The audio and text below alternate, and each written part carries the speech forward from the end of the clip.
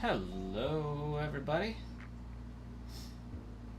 Just making sure everything is working. We got desktop sound. It's perhaps a little bit too loud.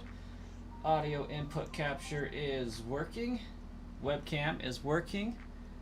The recording screen is working as well. We are in good shape. Got 16 likes on the stream so far. If one of you guys could give us a like goal of about 25 to kick off the stream, that would be fantastic. We got Sky Gams, Fent Warrior by Swayze, Goo Gaiman, Shark Lore, Jay Reynolds, welcome guys. We got Avery as well. Did I miss anybody? Does not look like it. What are we doing tonight? Giggity. Marcus. I missed Marcus. Welcome, Marcus. Unfortunately, you have to go to bed in 20 minutes. That's okay, though. Haven't caught a stream since the Darkrai hunt. That was indeed several hot minutes ago. I need my incrementer up for the Poipole. All right.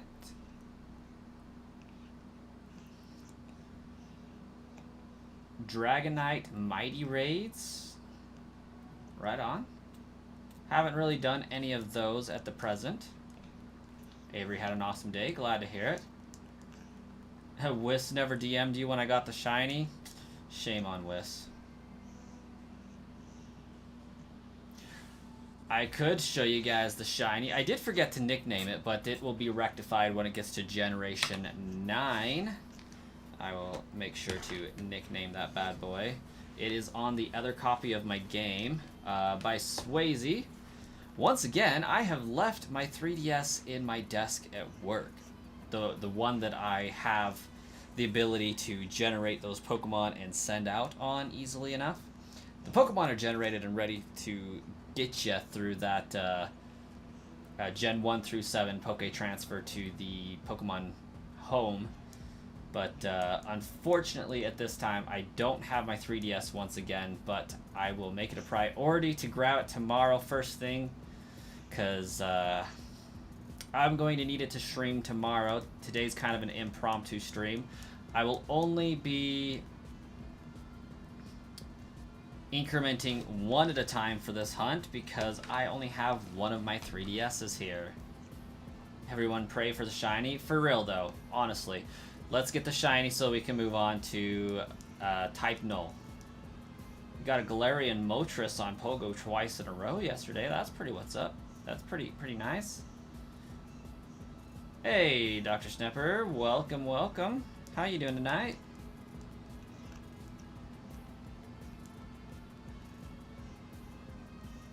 Get that shiny. Get it.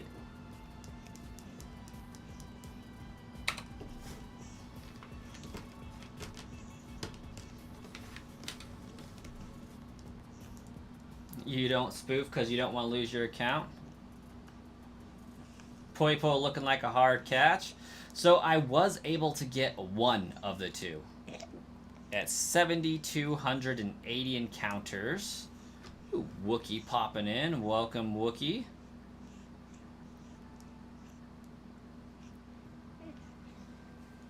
I've never been too worried about spoofing. Like, I haven't so much as gotten banned yet on any of my spoofing accounts or my main that I've spoofed on. So I haven't been too terribly worried about it, honestly. By Swayze, currently hunting a Mudkip on Omega Ruby. 1,600 soft resets. Dang. Briefcase Simulator. That's what's up. Goo Gaiman's getting a kitten soon. Well, Sky Gams, I'm glad you can make it too. Is it a black cat? Goo Gaiman, please tell me it's a black cat named Clover, because Black Clover is an awesome anime and that would be a fantastic reference. You're so close to a $300 laptop. Weren't you supposed to be getting like a $200 one for your birthday or something, Avery? Smoker got a tux. That's what's up. What you getting fancy for?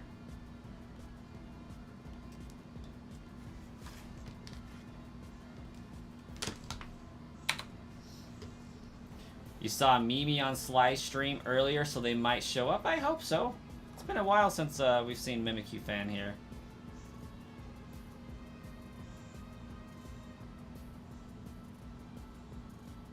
Can I do a shout out for you? Just say hi, Storm. Who is Storm? Mimikyu Fan! Boo! Oh, you got a Tux cat. I gotcha. That makes more sense.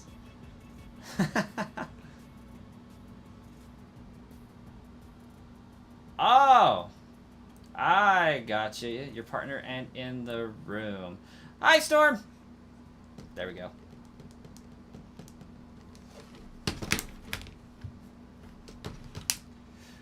Pokemon Avery gonna support the channel.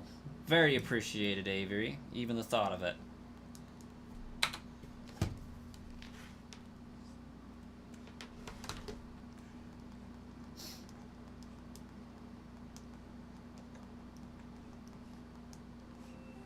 You had a black and white cat named Enzo.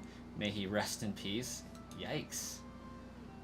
I've had a few cats that have gone missing and have never been found.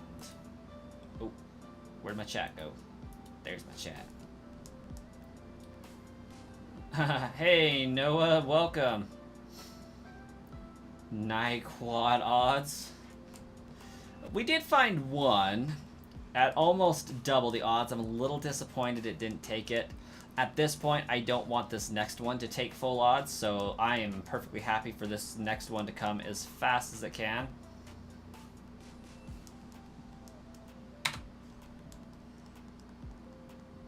Shiny Gamer 525's been a while. I feel like you've changed your name slightly since the last time.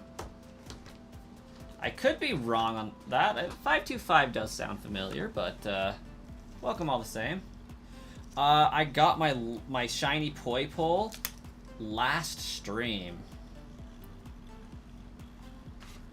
Goo Gaming, you would get the green name by becoming a YouTube member. That's how you get that new name. Yoruichi is a cool name for a black cat. It is indeed a cool name. Now, why does that name sound familiar, Wookie? You're gonna have to tell me, because it's going to drive me insane. Fent, your brother got a sealed copy of Emerald for $700. I am both simultaneously jealous and terrified of your brother. It's from Bleach. Okay, that makes sense. Now, who is it in Bleach? Because I don't... Is it the name of his Ichigo's sword? I feel like it's not. He's got FU money. The baddie. So if it's the baddie, that would be the main character's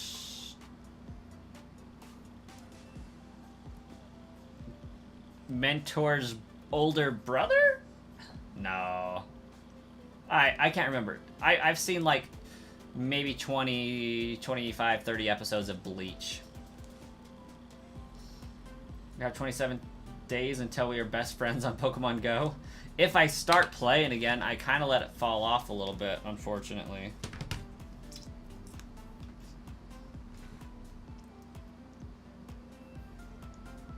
I don't know half the things you guys talk about. I'm sorry.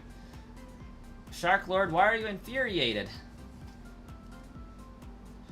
The the cat girl, that baddie, I got it. Not the big baddie, the bad guy, the baddie. That makes sense. I know who Yoruichi is. The cat girl. That makes sense. No, that's Zangetsu. That makes sense. Yep, that name sounds familiar. You might fall asleep, but we'll still be watching. Hey, that's what counts. Stormbow, I am still hunting shiny Poipole. Part 2. I have found one at 7280. We're looking for the second. So I do have I found one at 7280 counter, and I have a current ongoing resets for the whole hunt to get both of them. She's cooler in actual cat form. The community day for September was... That one wasn't Poipole, was it? Like, I'm going to have to use that to get my Poipole. Because I don't want to egg hunt or otherwise hunt Poipole at all. So I feel like doing it in Pogo would be a quick, easy, dirty way to get it. You think you're still in my luck because you found 2 shinies in a row? You probably are, Storm. Probably are.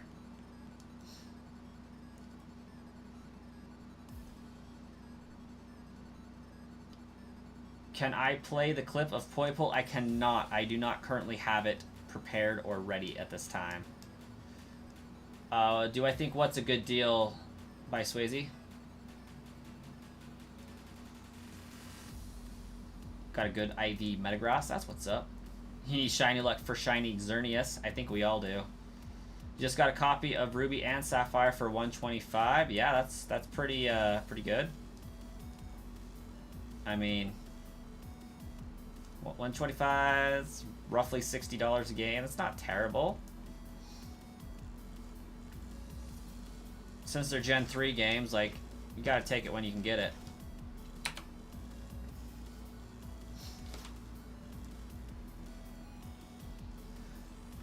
I should use the AI thing for the Poipole clip? Nah. I have it, like, clipped out and ready to upload on my laptop. I just don't have it on my desktop right now because I've been doing a few of those on my lunch breaks at work. So I've been editing some shorts to upload on both channels. But I will eventually get it to a point where I can have it on replay. Just got a Game Boy Advanced SP for $400. That's pretty expensive. I typically find mine for about $120. You missed out on Beldum Community Day? I did too. I just didn't have it in me to go hunt Beldum. Hey, you're welcome by Swayze. Hopefully you get it and it's actually legit. Like, everything checks out for it to be legit, but unfortunately with how the internet works, there's a possibility that they do a bait and switch on you. I wish you the best of luck on that, and I hope that they don't. Out of curiosity, what platform did you purchase that Soul Silver game on? And Noah Archangel rebuilt theirs with a new shell for about $150. I like the game idea of building consoles with new shells. I think that's so cool. I did 2 of my Nintendo Switches in custom shells, so that's awesome. Alright, you're off for now. See you soon. Dr. Snapper, you have a great night. Oh, you got them on eBay by Swayze? So, I mean, that's got pretty decent return policy. Unfortunately, if it's going to be a copied game, I don't think they're going to help you out because you do get the product. And if the person doesn't want to take the return, they don't have to. So, 100% reviews, that's a good sign. That's a very good sign. Hello, Yaz. Welcome. Did anything happen when you was going for like months? Sun's doing great. We found shiny Poipole. We found a shiny Jirachi. We found a shiny Manaphy. That's pretty much all that's happened on the channel, shiny hunting wise, because these have been taken forever. You want a custom shell a DS Lite? That would be what's up. That would be great.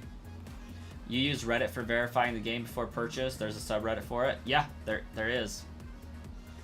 7,570 resets or 90 hours. Speaking of 90 hours, I need to update my hour log by 1 for the other night.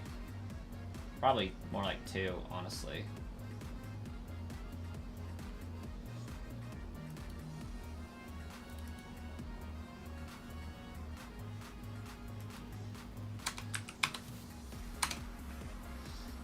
Get that updated. Recently got a good DS Lite for good condition for $20 at a pawn shop. That's actually high-key impressive. That's a great price for a DS. Family's doing great. Can't complain. Everybody seems to be happy-ish and healthy-ish. So, doing pretty good. You're hunting shiny Torchic on Pokemon Omega Ruby, and you have a question. Should you hack your 3DS? Absolutely you should. There's like, at this juncture, no risk at all in modifying your 3DS as long as you follow a good guide. And it's very hard to screw up, and you have worlds to gain by doing it.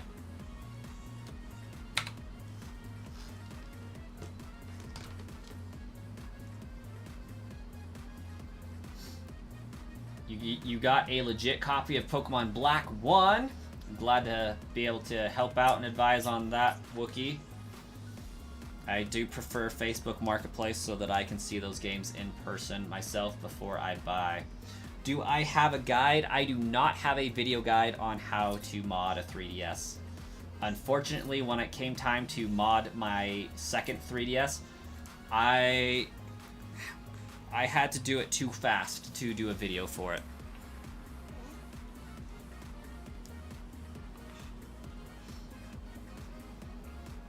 Still trying to get Kamisari Shanks in... What? What is that even supposed to say? Kamisari Shanks in OPBR. I have no idea what that is.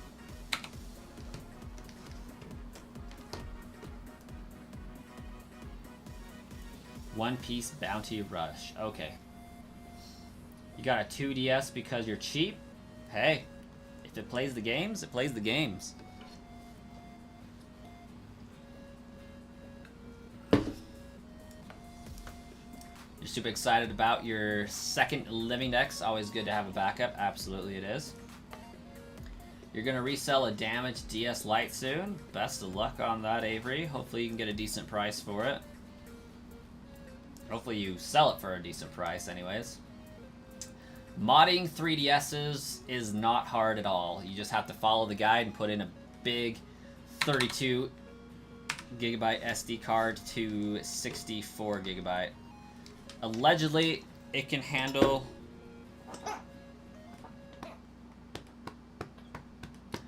Allegedly, the 3DS can handle 128 gigabytes. Baby Coin was coughing. Good dude. I think you need to go back to sleep for a little while since you were eating your bottle and fell asleep.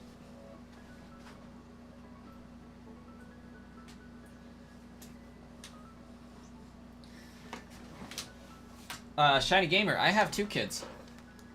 So I guess yes. I have Copper Coin, who is about-ish 2 years old. And I have Baby Coin, which is like 2 months old.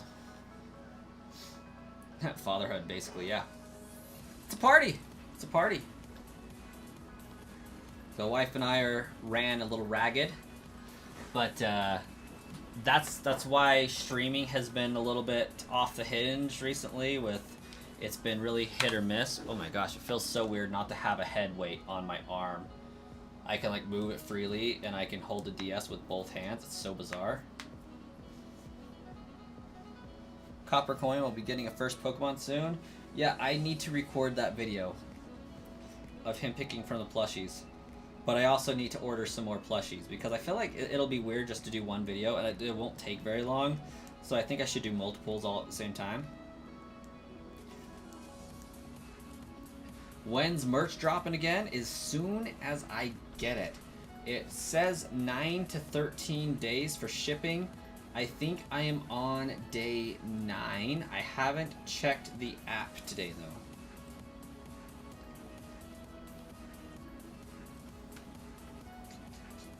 Free shipping in 9 to 13 days. Okay.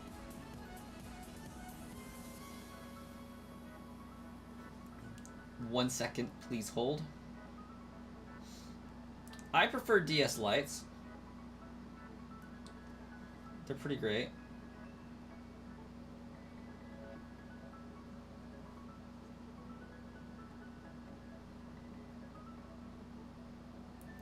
Oh, how do I sign in here?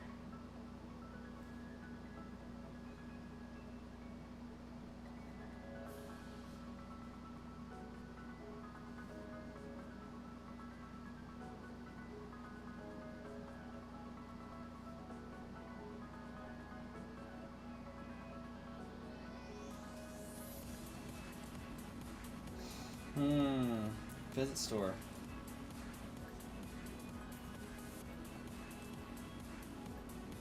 Order history, maybe? Oh, come on.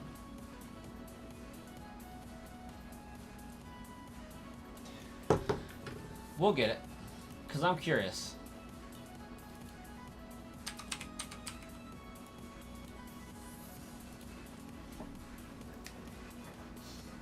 Okay, there we go. My account order slash reorder.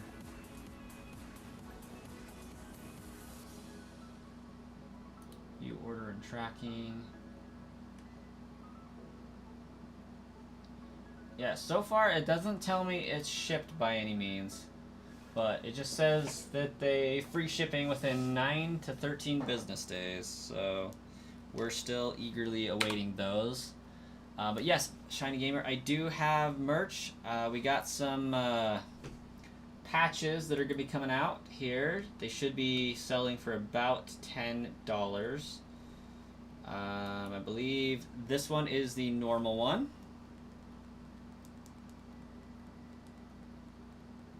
And I think I have international shipping worked out, so that should be fun. But I'm hoping they'll come out within the next 7 days, within the next week. As soon as I get them, I'm going to put them up on my shop. And then that's the shiny one. Shiny Gamer, I will be doing the patches for sale on... shoot, what's it called?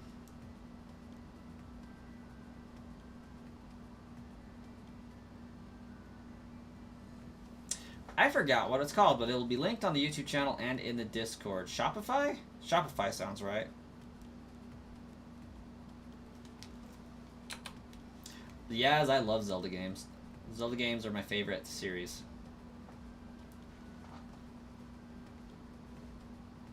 Oh yeah. I think I used to have 2 of them that says Zelda.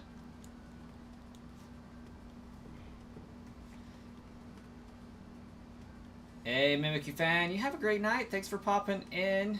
You take care as well. He'll probably get both of them. So, fun story. It's actually going to be down to luck a little bit. So, I'm going to mix in the shiny patches with the regular patches, and whoever gets what gets what. Just like a shiny hunt. I thought it'd be cool.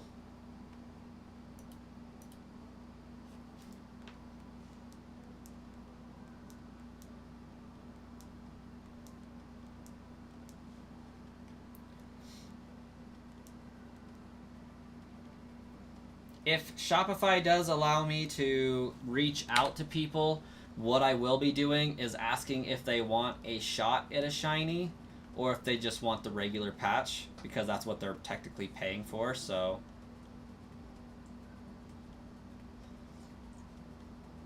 Because I do know that the regular patch won over the shiny idea. You will wait until I start making my own coins. I am hopeful that that will become a thing. I'm hoping to use the revenue for the patches to pay for the patches, to buy a few more patches, and use the excess to fund the graphite mold I will need to have CNC'd for the brass coins. That's kind of the end game. And then with the brass coins, I will be able to do hoodies, ball caps, beanies, all that fun stuff. So the patches were just the easiest thing to get going. Second to that would have been stickers.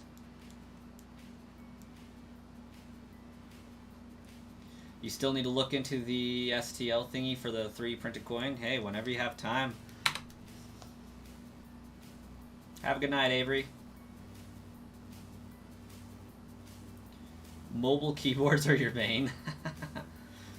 And you're prepared to spend your life savings for a shiny patch. Just got a clean DS Lite on Facebook Marketplace for $15. That's what's up. If you get the shiny, will you also get the regular one, or only the shiny if you get lucky? Wookie, it'll be a luck-based deal. Hey, Goo Gaming, you have a great night. Thanks for popping in, and hopefully, yeah, hopefully we can get you DM'd. We're currently looking for a third cat. Hopefully that goes well, Fent. 3 kitties is a lot of kitties. Your local game store offered you $25 for your modded 3DS because it's altered. Which is funny because it can easily be unaltered. Just ordered 5,000 patches. The odds work out pretty good. So what I actually did was I ordered 127 of them. I ordered that so that I could keep one of each for myself and put them on my jacket. I also ordered 100, like the 125, so that I could have 1 in 4 odds of having a shiny. That's the odds. It's 25% will be shiny. Well, when you add them all together, it's 20%, I guess. Because you got 100, you got 25, so that's 125. 1 out of every 5 would be shiny.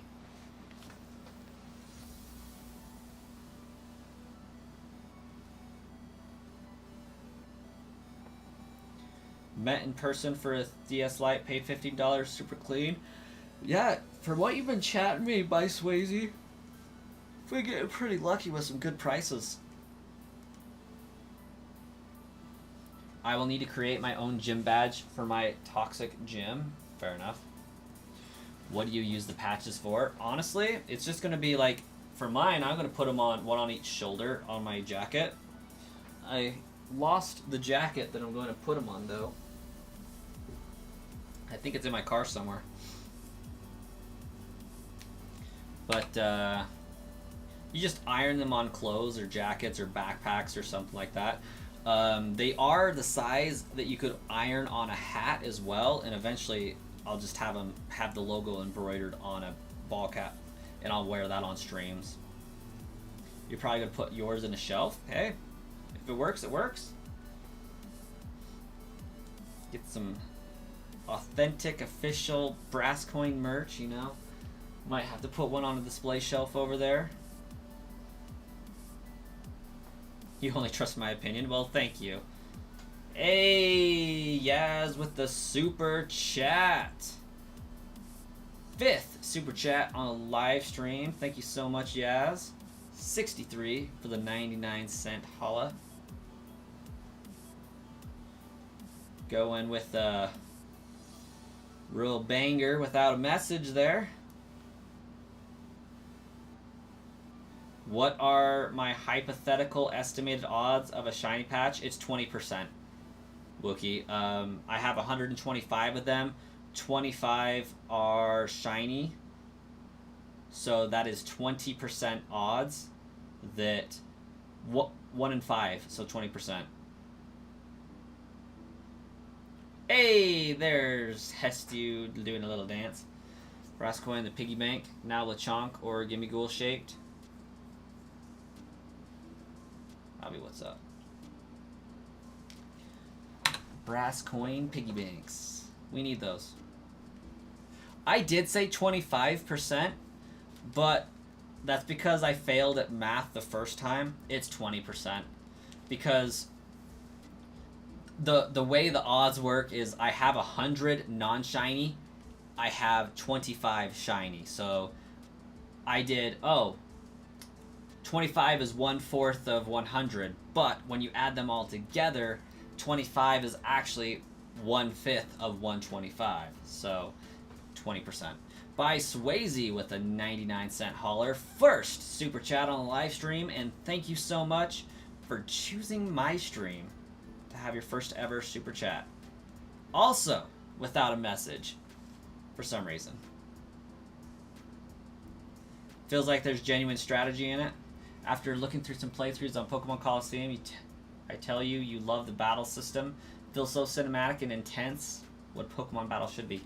And that is why I love Pokemon Coliseum so very, very much.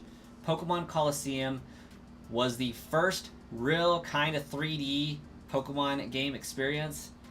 It was a wonderful addition to Pokemon. It had depth, it had grunge, it had teenage vibes to it, it had shadow Pokemon, it had a real dark feeling to it that actually you felt like you're making an impact in that world. It was so wonderful to be a part of that, and Umbreon and Espeon just went so hard. Not to mention Mirror B with his Ludicolo. Like, I have such a profound love for Ludicolo and Mirror B's soundtrack because of that game. Just absolutely phenomenal, top tier.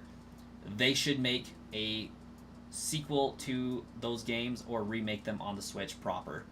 I would love that so very much.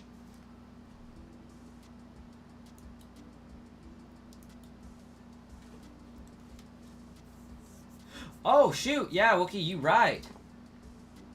So, well, right now, By Swayze is tied with Yaz for nicknaming rights. Because we are on a new Poipole. Barry B. Benson is not the name of this Pokemon.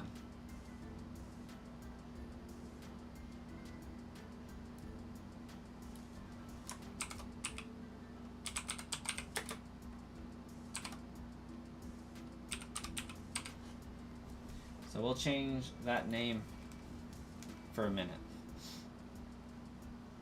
You know, it's not much, but you always answer your questions and help you out a lot. Well, thank you so much. I'm always happy to help out.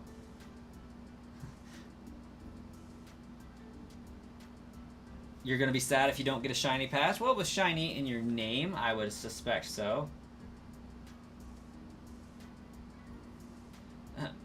Math is hard, Rosef, which is very sad and doesn't bode well for me. I don't know how many of you guys know this, but I actually work in a bank.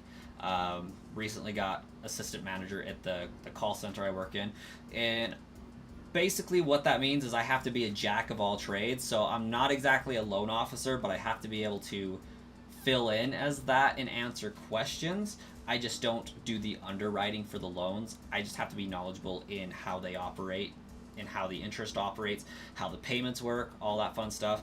And like, I have to be able to do the math on the fly for calculating the interest a loan gains on a single day.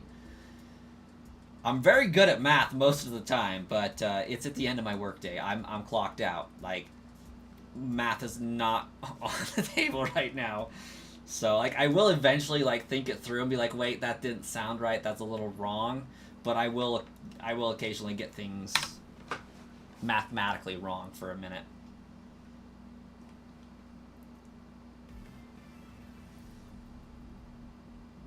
You legitimately upsets me that you haven't remastered or remade Coliseum. And I don't know if they will, just because that game was pretty dark for a Pokemon game.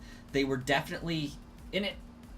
Pokemon Coliseum is such a great game for me because I was at the right age for it at the right time. Very few people were, and very few people can appreciate it fully because of that. So, Gen 1ers were 15-ish to 17 when Pokemon Coliseum came out. I was a Gen 3 fanboy. I was about 10 or 11 when Pokemon Coliseum came out. And so I was tipping into that older age range where, you know, I wanted a little bit more depth. The cutesy thing just wasn't doing it for me. Like, I wanted impact. And Pokemon Coliseum delivered that. They appealed to the age of their players that started the franchise. And that was really the middle ground, was the people that started with Pokemon with Gold and Silver.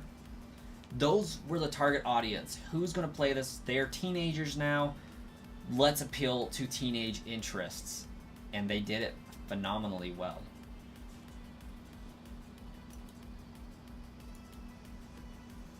Someday we'll have brass coin cryptocurrency. That would be awesome.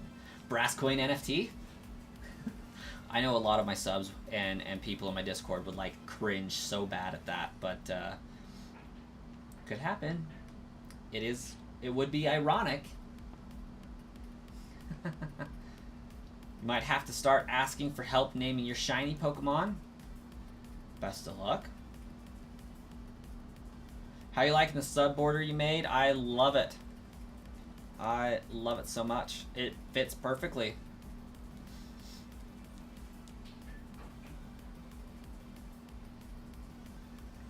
Maybe maybe it could be whoever says it first gets name right since they donated the same. I feel like that's fair.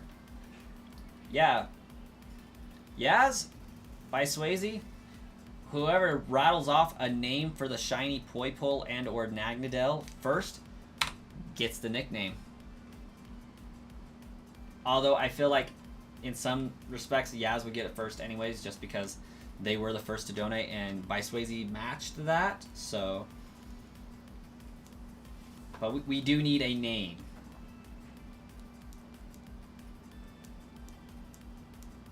First name and last name, that could also work, Jay. We're problem solvers here.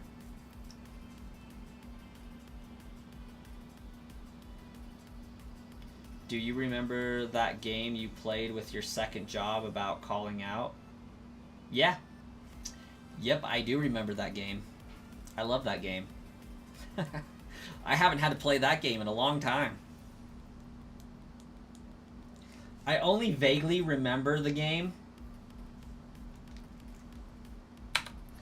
Like, I feel like it had something to do with whether or not I was going to work to my second job.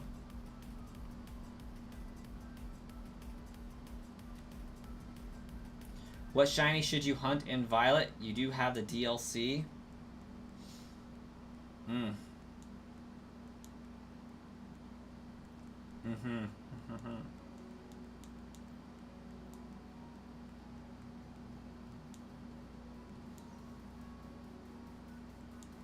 Basculin.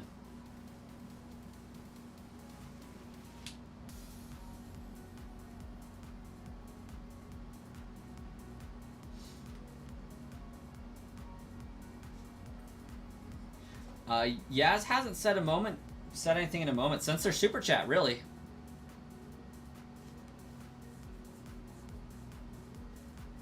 White Stripe Basculin, there you go.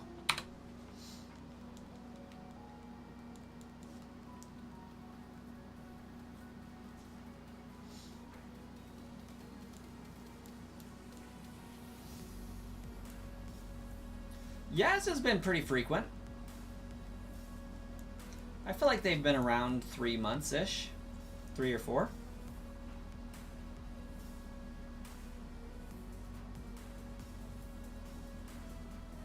You know I'm an OG if you remember the game. Yep, different kind of game. Different kind of game.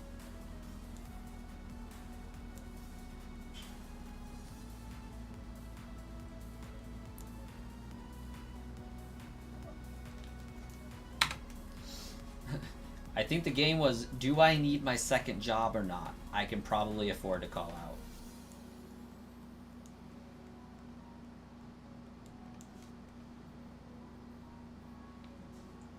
No joke, earlier you were beginning to look around a horde of Beldum and encountered a shiny within 10 seconds without sandwiches. Pretty likely.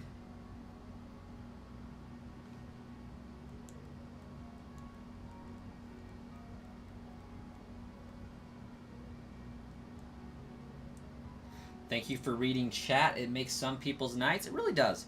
And, like, I'm glad I'm not big enough that I can't tend to the chats. Like, I know there's a few that I haven't addressed or read out loud because they're going pretty fast. But I try to read as many of them as I possibly can. Shiny Gamer, it's 1 a.m. for you. And you have to go to the farmer's market in the morning. You have a great night. Get some good sleep.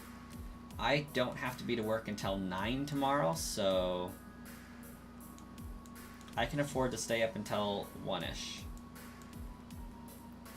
Before you leave, when is my next stream? My next stream will in fact be tomorrow night at about 9 o'clock on the Brass Coin Plays channel, 11 o'clock to 10 o'clock on the Brass Coin channel here for some more Poipole hunting, pending we don't find it tonight, which is not likely. But tomorrow I will have 2 3DSs to hunt with, so the encounters will be going doubly fast.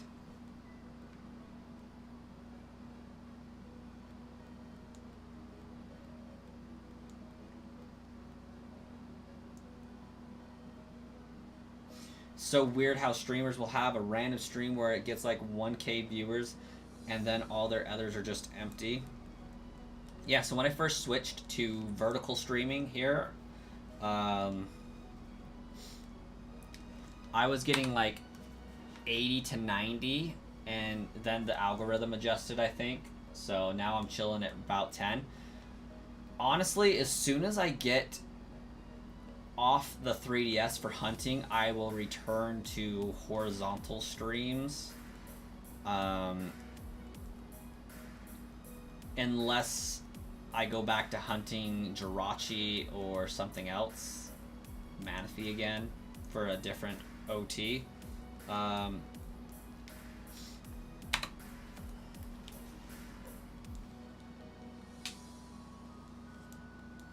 do like vertical streaming because it makes it so that I can easily clip for shorts, which is something I want to start working on a little bit more. Like, while I'm at work, I do get to watch a lot of YouTube in between calls and whatnot, and I've seen a lot of pirate software where he's just streaming, talking, and then just giving general life advice and, you know, positive reinforcement and building people up and just relaying life experiences and stuff. I absolutely love that, and that's something that I want to be able to do on the channel through shorts. So like, I am being more cognizant of what I'm saying on stream, what I'm talking about, and how I could create those more impactful moments in a short. I think that's going to help the channel out a lot, and not just have it be shiny hunting, but shiny hunting with more of a purpose, you know? So having topics to talk about while I'm streaming is going to be key there, and just experiences that I've had and general like good advice, upbringing, positivity, I think is going to be awesome.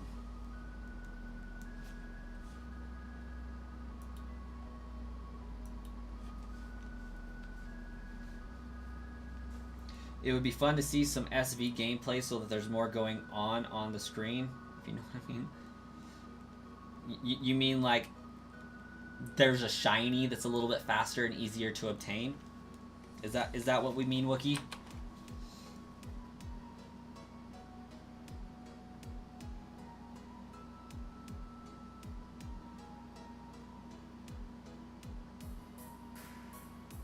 Round 1, name your shiny gumshoes. I mean, I feel like the obvious answer shouldn't be taken, but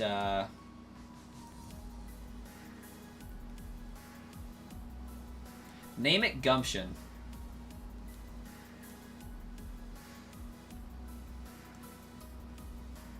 You like the streams in short form though?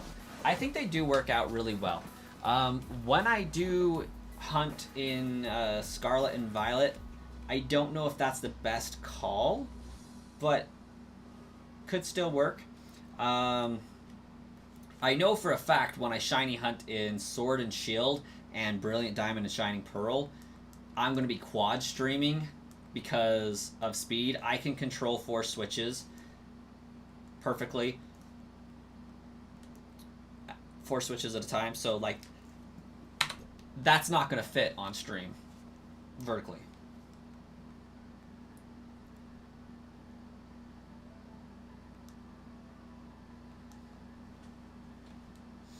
Just got an offer, $60 for Sapphire with a dry battery. I thought you already had Sapphire. If it's got a dry battery though, I don't think that's worth it, because typically your battery versions of Sapphire are going to only sell for $60.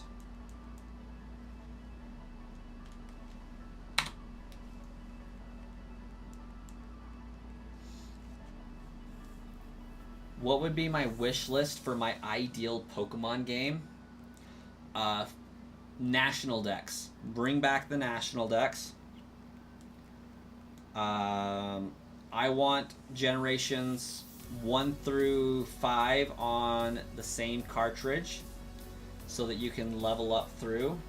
Honestly, generations 1 through 9 and having a really slow leveling curve would be fantastic as well. By Swayze, I was saying that typically you can only sell a 100% working copy of Sapphire for about 60 bucks. So 60 bucks that you then have to put a battery into. Resale value, you're not going to really be making anything off that. But as far as like actually obtaining a copy, like I suppose it would be a way to obtain one. If you're selling it for 60 and somebody offered you that, then great. But if you're buying it for 60, I wouldn't recommend.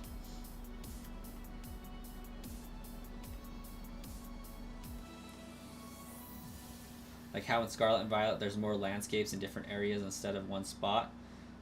Oh, yeah, that makes sense. It would be for your collection, you would have 2. Then if you're not intending on reselling it or anything like that, it would probably be an okay buy. Like, it's not egregious in price, but it's not like as cheap as you could find it, but it's got a pretty good chance of being legit at that price, so like $60 for a copy of Gen 3 isn't bad.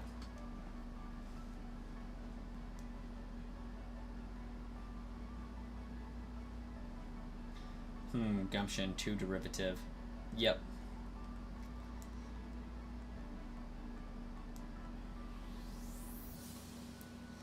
I mean, Trump would be the other obvious choice since it kind of looks like his hairdo. Scarlet and Violet was a disappointment for you. You missed Soul Silver Gen 3 days. Yeah.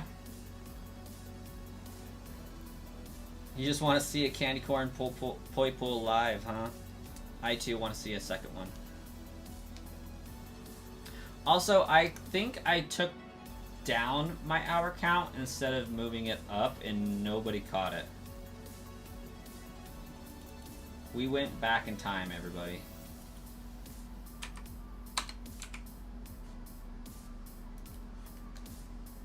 Wes, welcome.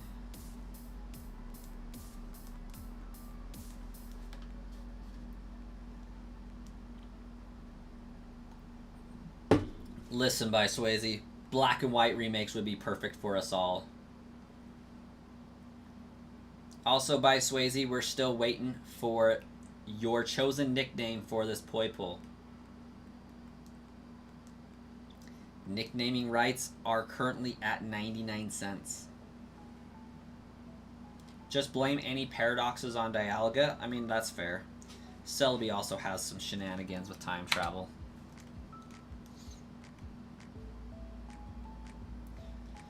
Definitely National Dex, but the Shiny Charm would be earned by a different way. Your team can follow you around. There's a place where your PC Pokemon can roam. All Apricorn balls can be bought. That's a fair want. I feel like it's fair for the Shiny Charm to be locked behind a complete Dex. But it could be better served that the Shiny Charm doesn't exist at all. That the Shiny odds increase based solely on how many times you've encountered that specific species of Pokemon. So kind of like Legends Arceus, the more you encounter the Pokemon research and complete that and get to know the Pokemon, the higher the chances of finding a Shiny are, which also goes hand in hand with the more that you encounter them, the more likely you are to have found a Shiny for that. So that would be fair. Candy Corn.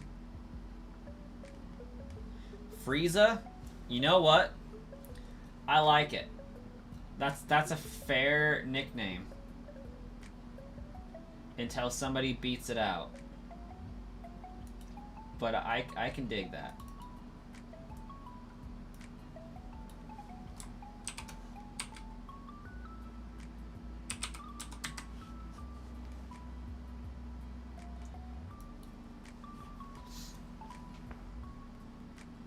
Frieza's a good name, just gives you memories of our enemy. Sounds like Legends combined with SWSH, yeah. And bring back the shiny alert sound, because that was phenomenal. The shiny jingle is needed.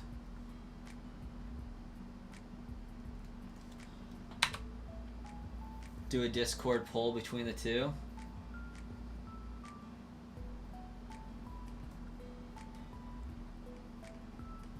Had hot take, kinda. Legends Arceus was better than Scarlet and Violet. By Swayze, that is absolutely not a hot take. Pokemon Legends Arceus was infinitely better than Scarlet and Violet. It just had so much more going for it.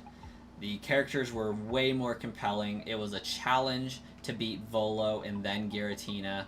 It was a new take on a direction for Pokemon Company.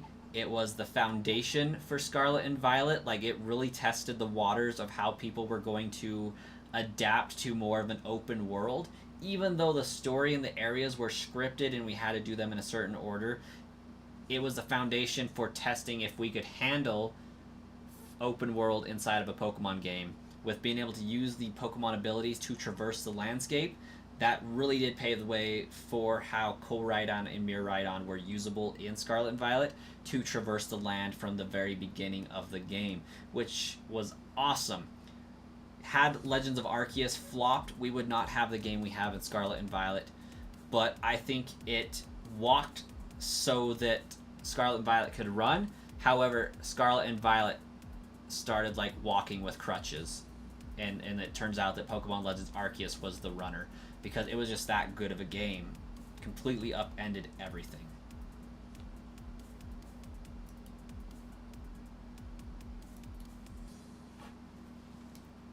You just wanted to hear my opinion? You were baiting me? Well, consider myself caught in 4K, because this camera is amazing. You guys may not be seeing me in 4K because that's YouTube, but it is recording in 4K. Some more for your wish list. Bring back the Safari Zone and Bug Contest. Possibly bring back Shadow Pokemon, and maybe just RPG choices like choosing to be a Ranger over a Trainer, or both. Huh. Okay. I mean, at this rate, I'm surprised Battle Tower isn't on there. Hot take. BDSP wasn't a bad game. That is a hot take. That is a true hot take. But, Fent, in fairness, I have to ask why. I need context behind your hot take. Why is BDSP not a bad game?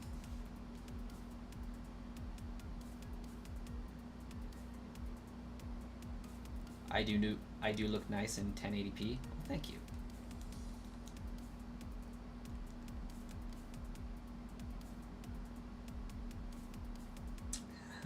There's 10 people here. Maybe if I play the maid dress clip, people will be motivated to sub. There's actually 16 people currently watching. So, yeah. When we hit 1,000 subscribers, I owe the audience a stream, an entire stream, a regular stream, dressed in a maid dress. So that'll be fun. Okay.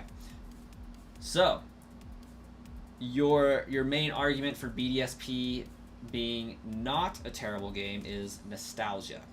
Is that the only reason?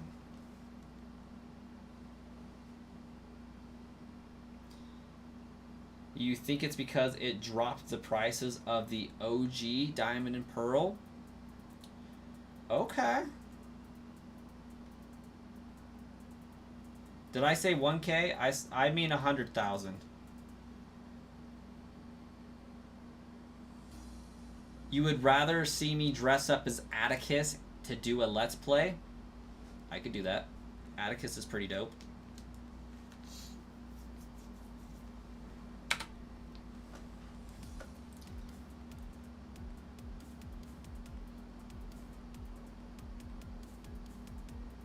You like the park where you can catch legendaries?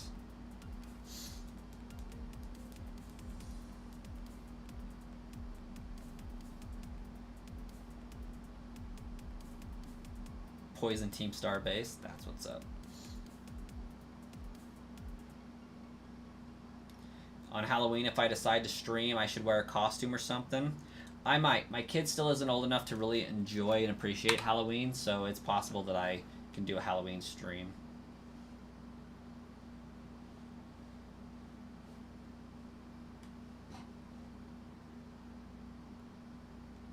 Okay. So, hot take of BDSP not being a terrible game. My personal opinion on that is, one, I did not like the originals. So I have a hot take there for Diamond, Pearl, and Platinum. I think the originals were slow, they were clunky, they were poorly implemented for the device that they were running on. For whatever reason, we have Pokemon Ruby, Emerald, Sapphire, Fire Red, Leaf Green running pristinely on the Game Boy Advance SP. You boot up to the next system in the line, the DS Lite, and those games still run immaculately, but Diamond, Pearl, and Platinum were horrendously slow.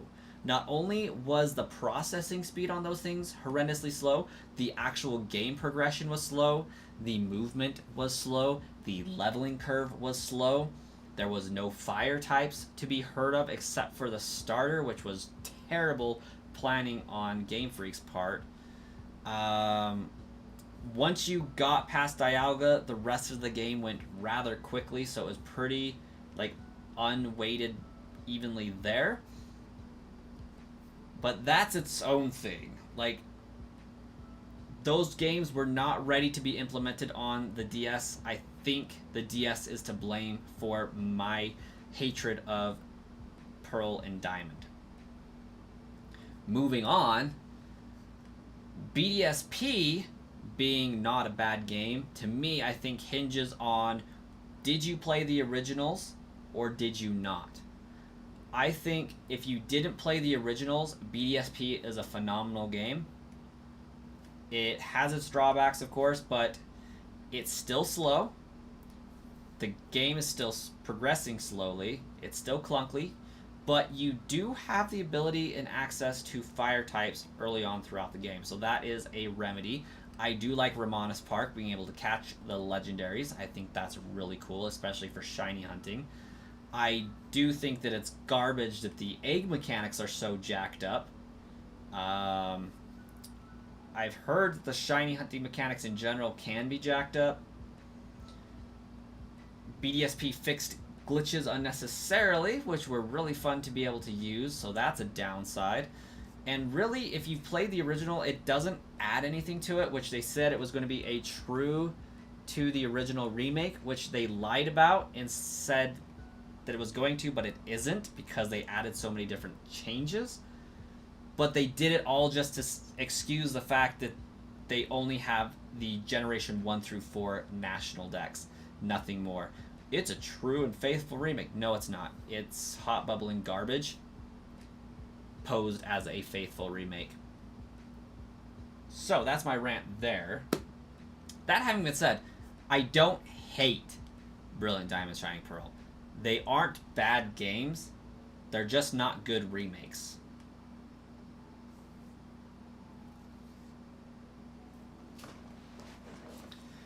You're partial to Brilliant Diamond, Shining Pearl, and Diamond and Pearl because they were your first set of Pokemon games.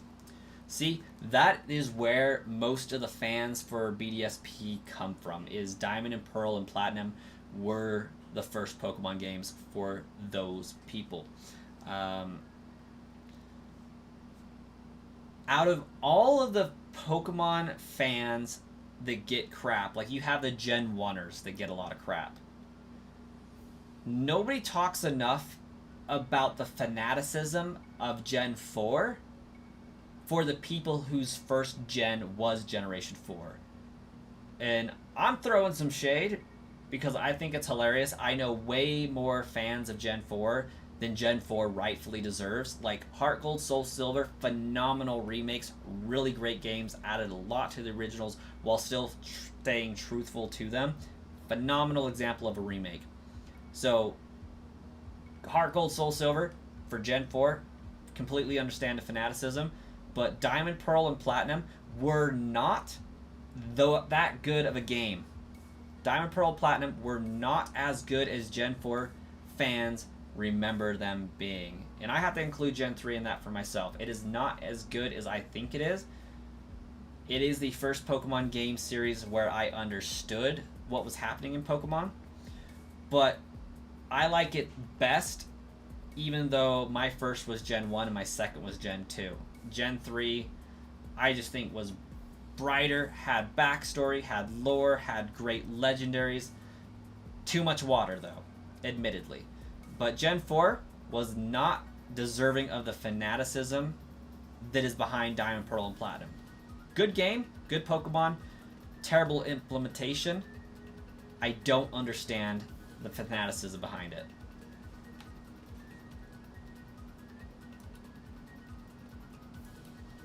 Anyways, I got some chats to catch up on. Got a copy of Black coming in the mail. That's pretty great. I love Pokemon Black.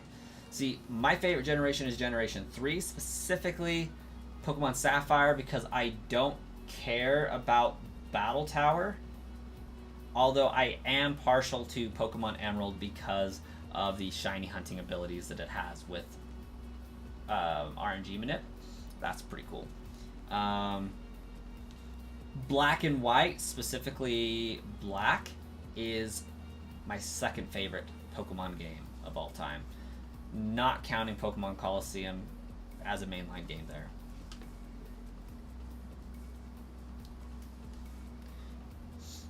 You're excited for me to play Security Breach in October, and Help Wanted 1 and 2 would be pretty cool if you want to actually scary game to play in VR. I do have that ability to an extent. Oh, Aaron, how's it going? I don't know if I want to know the answer to that joke. I'm not sure I want to know the punchline there. You think you're partial? I already read that one. Goodbye, Alola. Named Gumshoes after the detective from the movie Muldoon. Yeah, that's pretty good. On a modded 3DS, can you still shiny hunt on Omega Ruby? Yeah, absolutely you can. Aside from the shiny hunting, you didn't really like the park because not every game needs the previous legendaries. I get that it's for new players, but you just want the old legendaries to be rare and not a whole closet full of them. I mean, that's fair. Nothing, because I'm not going to catch another one. Okay, that was pretty great. I love that.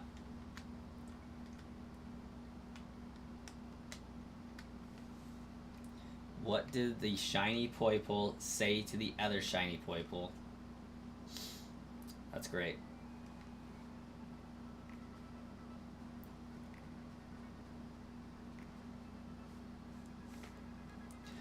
For as much shade as I throw Diamond, Pearl, and Platinum, they were good games. I love the Pokemon. Cynthia is a boss. It has okay legendaries. Like, I hated Dialga and Palkia as legendaries. I have to play Diamond because I like Dialga's design better than Palkia, especially the typing. Like, Dragon Steel is so much better than Dragon Water. Like, WTF were they thinking? Giratina, freaking beast. I didn't get caught up in Garchomp, also known as Garchomo on this channel, but I do enjoy Infernape. Gen 4 does have great Pokemon, but like I can't think of any off the top of my head that are super memorable to me. Like, Munchlax was pretty dope. But, like, I don't think it added anything that I would put on my team. Arcanine is your favorite legendary. Honestly, I feel like Arcanine is deserving of a Mega Evolution to warrant its legendary status. It is the legendary Pokemon. I feel like I feel like Hisuian Arcanine kind of started to add some context to that. And it really does look like those epic statues you would see outside of like Shinto temples and stuff like that. But I want to see the games build upon why Arcanine's the legendary Pokemon.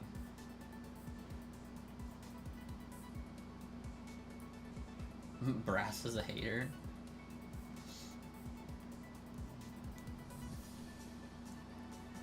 The biggest issues fans had with Gen 5, at least for you, is that it cut the cross-gen evolution until Gen 8.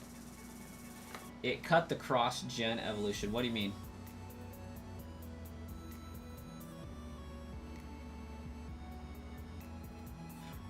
Brock, you're going to have to elaborate and explain that a little bit.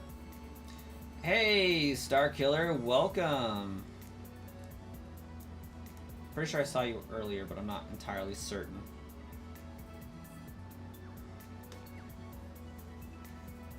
The Lion Dog statues were the basis for Arcanine. Yep. And I love how Hisuian Arcanine made it rock fire so that it was even more in line.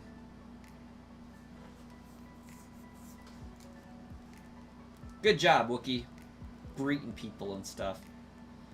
You think the biggest issues fan had with Gen 5 is that it cut the cross-gen evolution until Gen 8.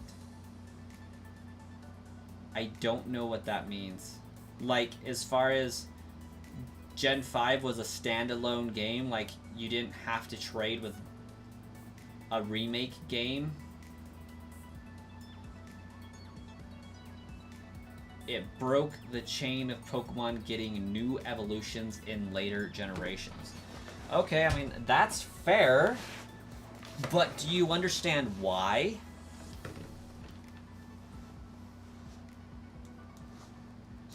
Like, Gen 5 has a completely valid reason for not doing that. You don't count Sylveon because it was just for introducing the fairy type. So Sylveon isn't in Gen 5. Gen 6, yes. So you don't count it there.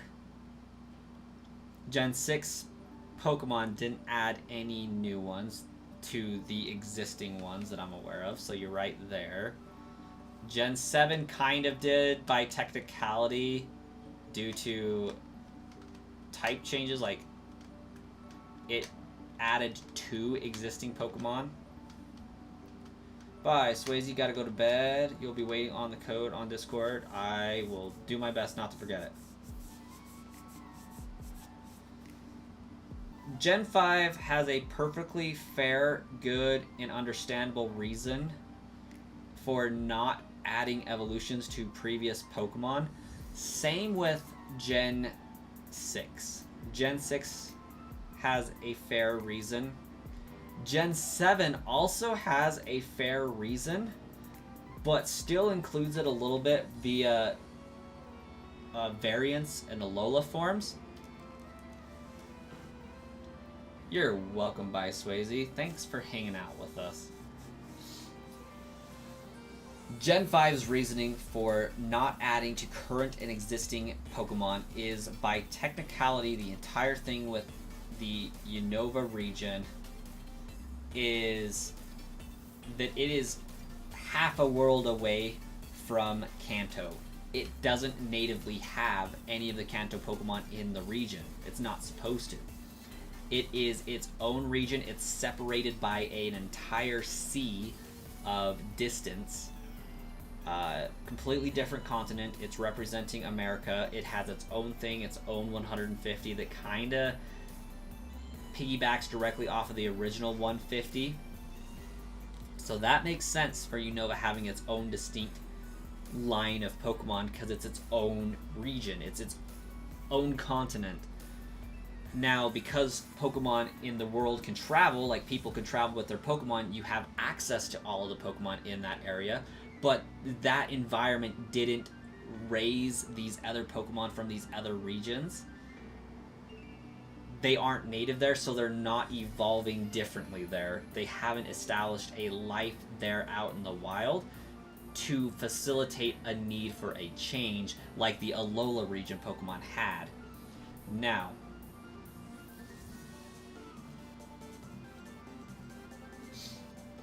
for the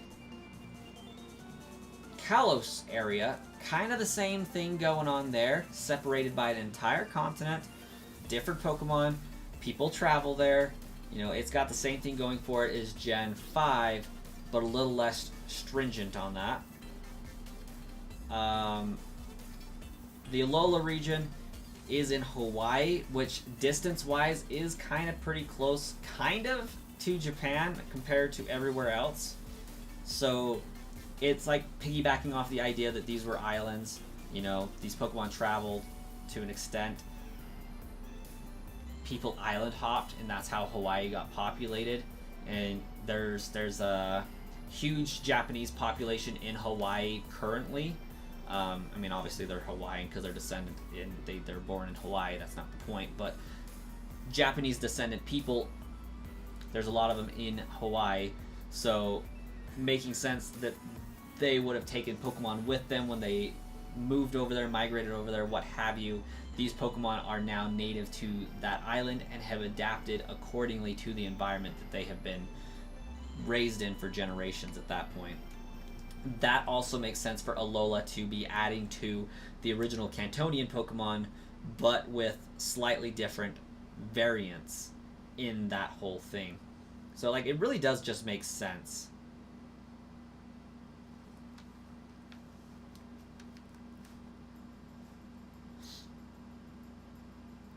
When is Mrs. Brasscoin going to stream? You know, there's actually a pretty good possibility of that in the not-so-distant future.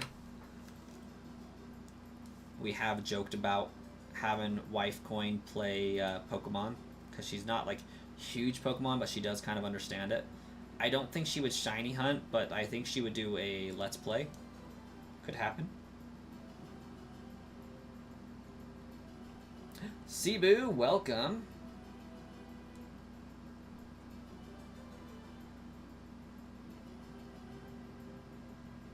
Don't get her on the internet. It's not safe here. So my wife actually has a YouTube channel. Has. It's still existing. She hasn't updated on it in a very, very long time. See ya, Cebu. Enjoy your road trip. It was a short stay, but it was a fun stay. Yeah, my wife has a channel where she plays the guitars when she had time. And growth-wise, she was going to be doing better. Like, if she would have stuck with it, she would have outperformed my channel in a year's time. Even currently. Like, if her growth trend stayed consistent in the trajectory it was going, she would have outpaced my channel in a year.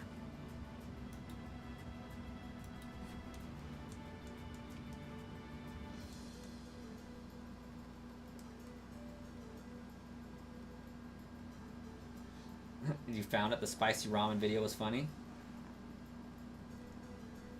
We have to get her a Kricketune? Fair. She would need a Kricketune and an Exploud for sure. I think we could also argue a Klefki. It's kind of like a triangle. Oh my gosh, guys. Regional variant for Klefki. A triangle. Instead of a circle of keys, it's a freaking tuning triangle. Did she get me into YouTube, or did I get her into YouTube? So, funny story, kind of both. I was playing with the idea of doing YouTube. Like, I created my YouTube channel before I met my wife, technically, by like a month. And I just never did anything with it. Then we got married about a year and a half to 2 years after I created my channel. And she really encouraged me to actually sit down and do it, like actually put some time into doing it. And I did. And at one point I almost stopped, and she encouraged me to keep going with that. In about 2021 I was going to stop because I wasn't making any headway, and then I had a break and it took off.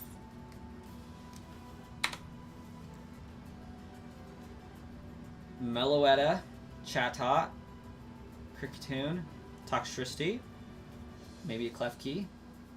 I like it.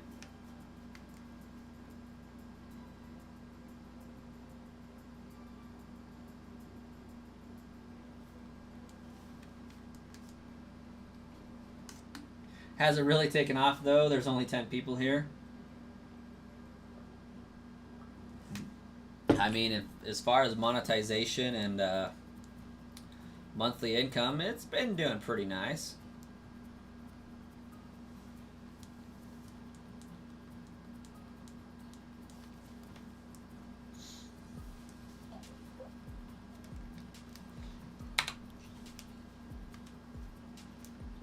I mean, for just derping around on a video game, it's making pretty decent money.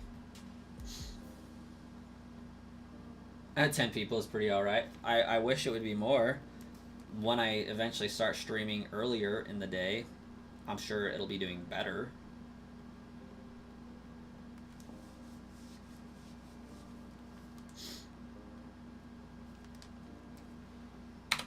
Oop. I'm not double incrementing, silly me.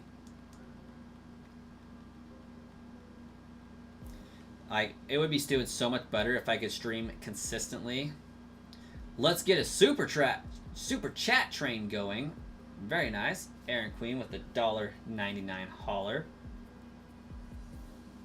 I said I had around 50 viewers. The max I've had is 96 viewers concurrently at one time. When I first started live streaming vertical, I was getting about 80 to 96 a stream. Then it just tapered off from there. Yep, Aaron Queen has nickname rights for the shiny Poipole. What you got for us, Aaron? It has to be appropriately able to go into Pokemon Home and be able to be traded over Nintendo Wi-Fi connection. Only requirements for the nickname.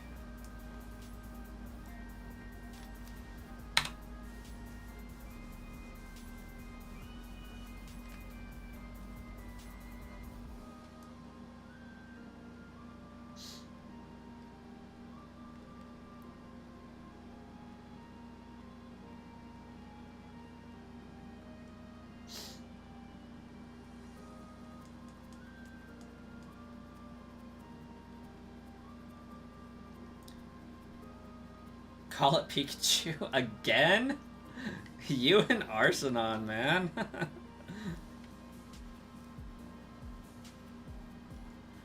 Oh, Brock, that would be beautiful. A Queen Durant.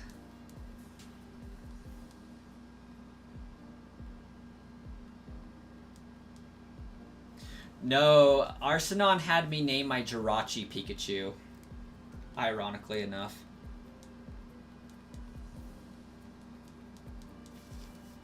So like 3 Pokemon ago, it went Jirachi, Manaphy, Poipole, and then Poipole.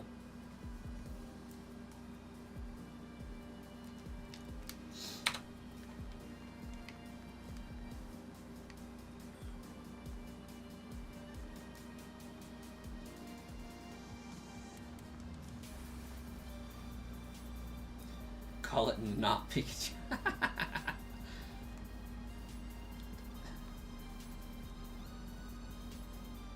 Not Pikachu.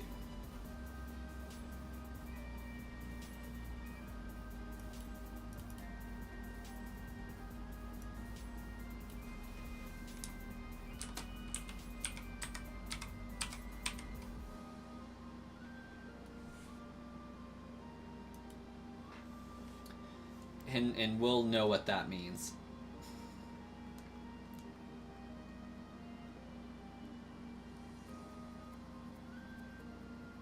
Ooh, could gain grass typing and become a carpenter ant. Grass steel is always great.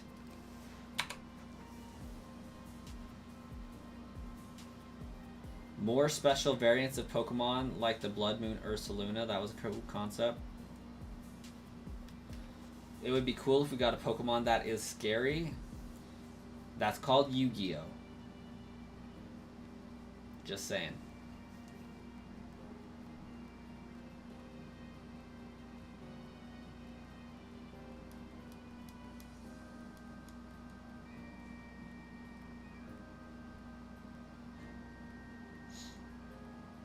I mean, some of their dex entries are pretty terrifying, but I don't know if an individual Pokemon itself is terrifying.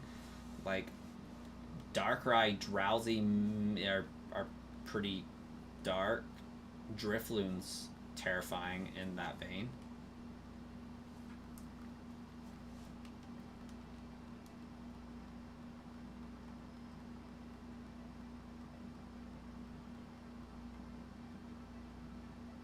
Oh yeah, I've read the lore. Drifloon likes to spirit away children to the dead.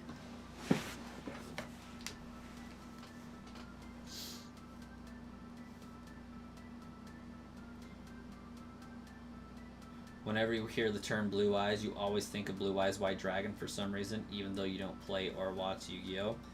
It's because Seto Kaiba was such an OG. Like Blue Eyes White Dragon. Also, the Yu-Gi-Oh! Abridged, phenomenal. For anybody who hasn't watched Yu-Gi-Oh! And anybody that has, really, I would highly recommend Yu-Gi-Oh! Abridged. You will not be disappointed.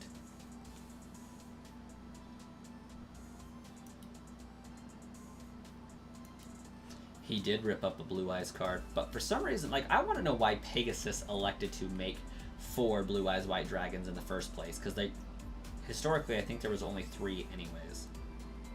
Unless it was a reference to, like, a Tem turning one of the original guys' Blue Eyes against him.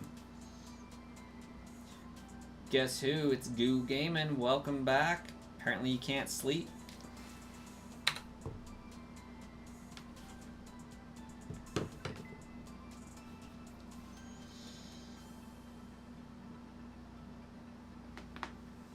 Ooh, that was a good pop.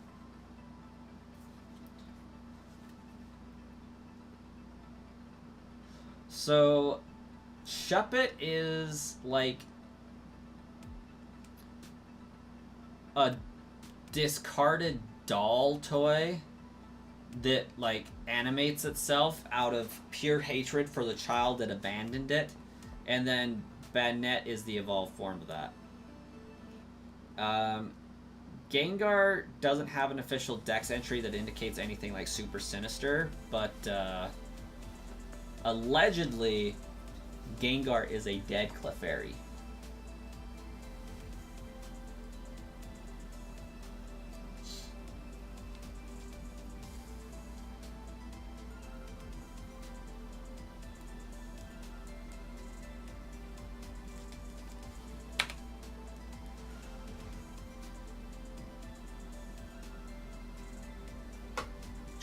Viewers in the chat. That's what's up. In the original manga, Blue Eyes White Dragons were limited because they were seen as too powerful, thus their production was ceased, making them collector's items. I mean, that makes sense. But, like, canonically, also, there's only 4 of them because you need 3 of them to make Blue Eyes Shining Dragon and Blue Eyes Ultimate Dragon. And you can only have 3 of one card in your deck at a time anyways.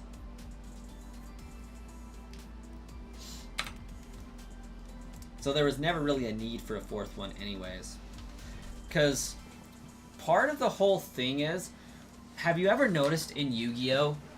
You don't see a lot of duplicate cards being used across people's decks? Like, one, you don't want to have that because the anime was promoting the card game, right? So you wanted the anime to have as diverse amount of cards as you possibly could so that people could see those cards and want them for their decks and go and buy more cards and stuff. But in another vein, like the lore behind Yu-Gi-Oh gives that a deeper meaning. Like Pegasus only made certain cards because those were the shadow monsters that existed in the past. Like if there was only one Blue Eyes White Dragon, there should only be one Blue Eyes White Dragon card, because the card game was a direct scale replica of the original Shadow games that happened back in ancient times. So Seto Kaiba's counterpart had 3 Blue Eyes White Dragons, and he would raise that from the stone tablet and try to merge them as well. Like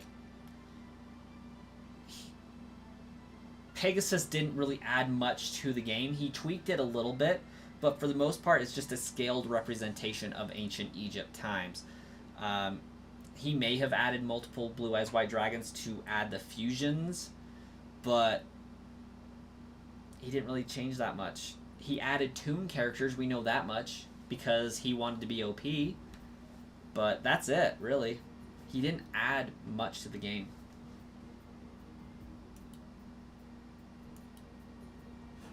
Gigantamax Gengar, mouth a portal to the underworld. Yeah, that's true.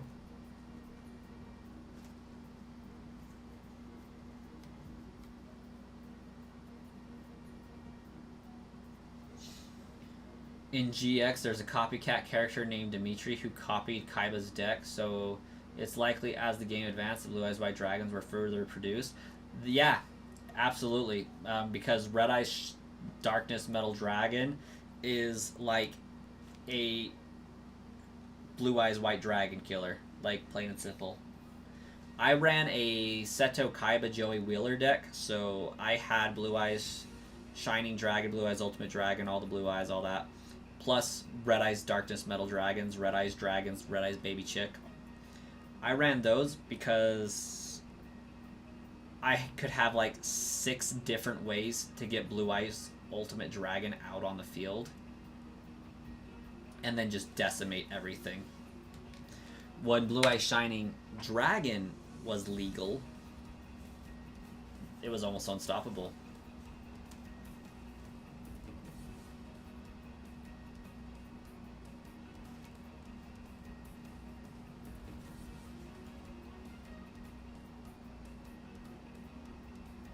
If I went back in time and was able to rule one country, which would I rule?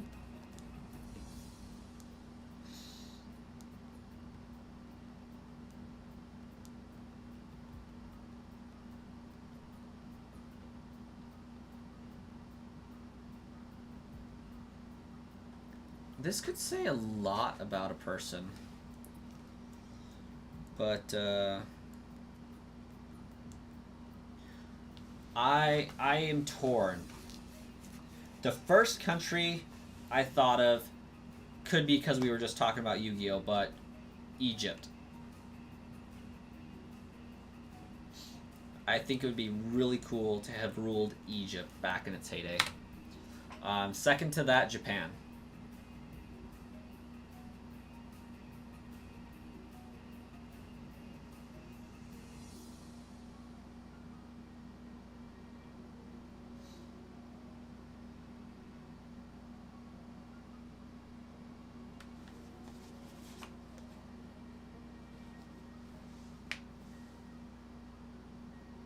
Egypt had a lot of slaves. You don't know about that one. So did England.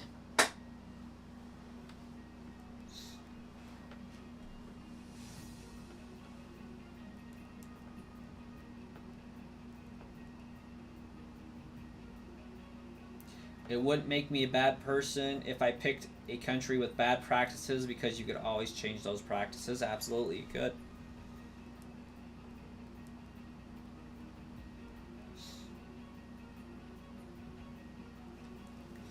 So, skirting around the whole religion thing, whether you believe what have you, as far as the Bible being a historical record of transpirings throughout the world, while Egypt practiced slavery, like, technically the Hebrews sold Hebrews as slaves. So, like, more commonly than not in the world, historically, and this is like a verifiable fact, historically speaking, countries aren't going and raiding other countries and just carrying away slaves captive. Most times, what is happening is people are going to these other countries and purchasing slaves from people that made their own people slaves. So, like, without getting into a whole lot of specifics, we'll use biblical times as an example. Hebrews were selling Hebrews as slaves. Other places were selling their own populace as slaves for profit. It's not like the English conquerors went into these countries, bagged up a bunch of people and said, come on, let's go. Like, most of the time they were purchased from people that made their own people slaves. So that's a whole thing. Yes, generally through history, slave owners originate from natives who enslaved other natives, and transferred ownership was an afterthought. Absolutely. This is historically verifiable and provable facts. Like, that's where the problem originates. That having said, my entire reason for choosing Egypt of all places is because Egypt single-handedly has like the most historical architecture and secrets that we don't know the answers to, and being able to be a ruler in Egypt in its heyday would be like so cool for my mind to figure out why things are the way that they are and what's hidden. You're just imagining how confused a new viewer would be if they scrolled in on this stream. Yeah, I mean, it's a pretty dicey topic. I'm pretty sure this stream's getting demonetized because I said the word slave. Egypt, Rome, and Japan would be hella cool.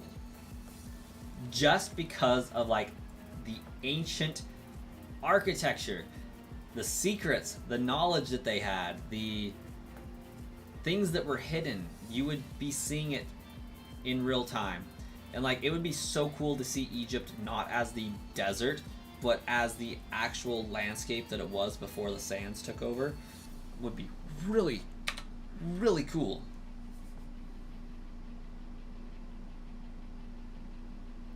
You were gone like an hour and just came back in.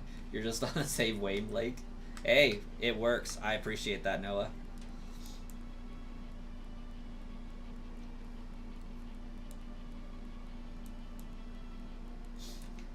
Like, I enjoy a good alien conspiracy. I enjoy a good hidden technology theory, hidden areas, like what's the deal with the pyramids, what's under the Sphinx, what's inside the Sphinx. I love all that stuff.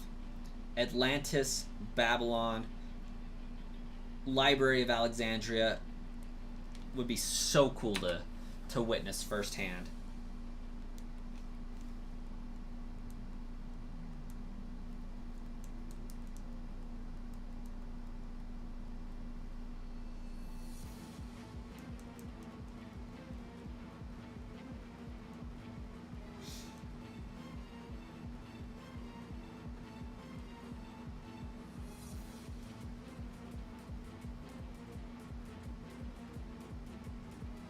You don't need to be a stranger to be a jerk. This is true.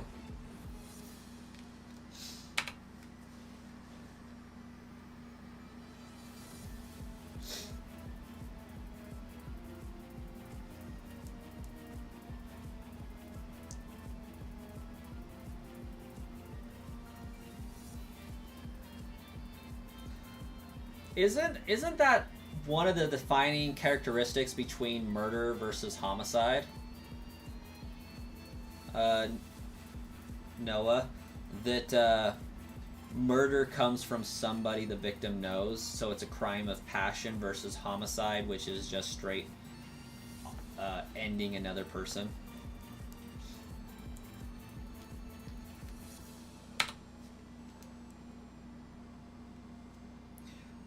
But statistically, and I don't have exact numbers, but I do remember hearing a statistic that the majority of murders are from people that knew the victim. Whereas, like, you would think, oh, this person just got robbed and shot and ended. That's not where most of the homicides come from. It's from people that knew the victim. They're crimes of passion. This person is angry with this other person for some reason.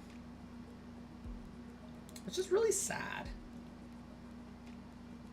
But since the stream's getting demonetized anyways, whatever.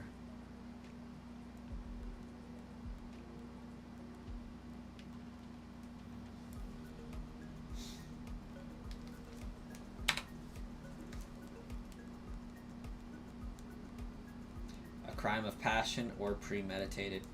Yep. Calculated gains.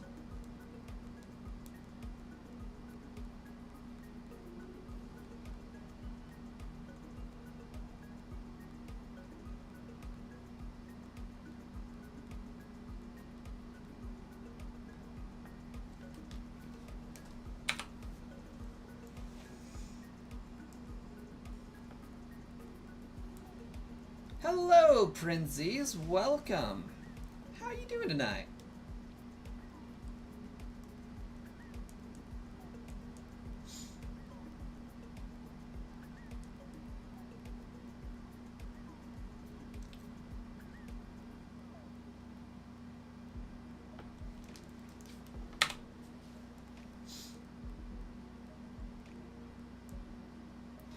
When you gave Rise of Kingdoms a try, you picked Japan since the samurai looked cool. Honestly, there's a game called For Honor. Always play as the samurai. Such a great game.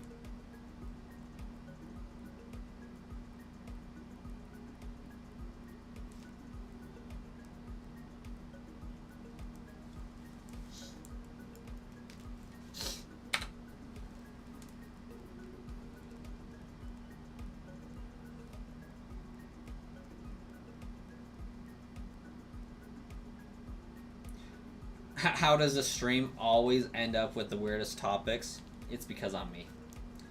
It's because I know a little about a lot, because my upbringing was I was left to my own devices a lot. I looked up a lot of stuff, and while my details may be fuzzy at times, I've seen a lot of stuff. Like, I've looked into a little bit about so many different topics and things. Like, I can generally have a conversation about pretty much anything, and while I may not have like a lot of stats or specifics or things like that, I have a general understanding about a lot of stuff that way, which is pretty fun. Yeah, jack of all trades, master of none. Exactly. Specifically, my favorite subject in school was history, which makes sense because, like, video games that I play that I gravitate to are lore based. That there's a lot of story going on to them, and there's a correlation there with what interests me. Like, I was always interested in reading the entire history book because I thought it was cool. So, know a decent amount about that. Geography was always fun. I like knowing places. I'm no GeoGuessr, but places are fun.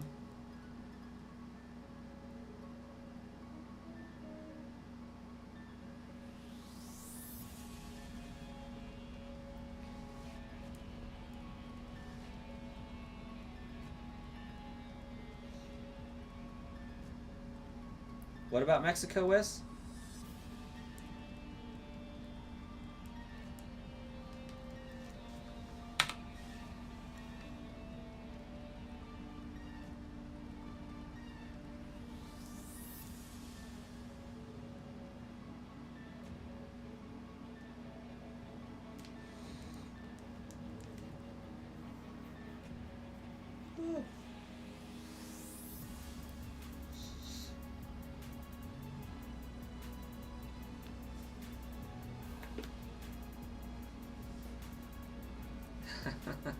You and your cousins beat a clan on Clash of Clans that you called Sparta, so now you're calling yourselves Persia.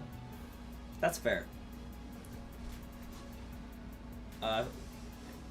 I do have to ask, Wookie, which one of you guys is Xerxes?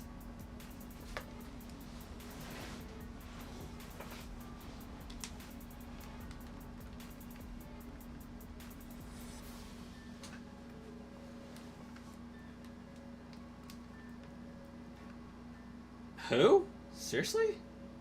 Xerxes? Surely I have that name right.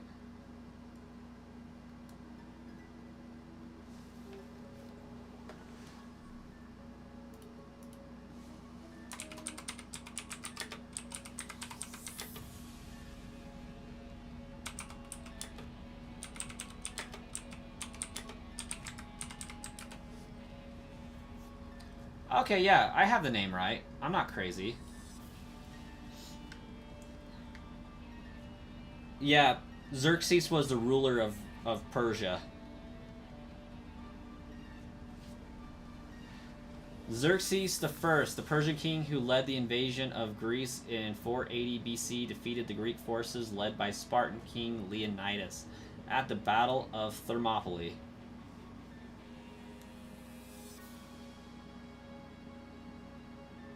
And, like, I don't think you've seen the movie 300 yet, or maybe it's the second 300. I'm not sure. Probably the second one, honestly. But Xerxes is quite portrayed as quite the dude.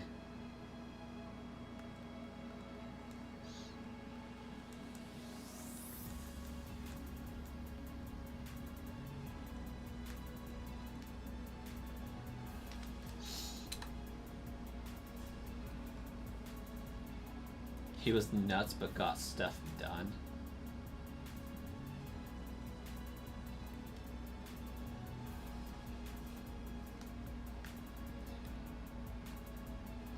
Yeah. Look up the movie 300 Xerxes and see what image pops up. I don't know if it's historically accurate, but he looks like a total bad A in the movie anyways.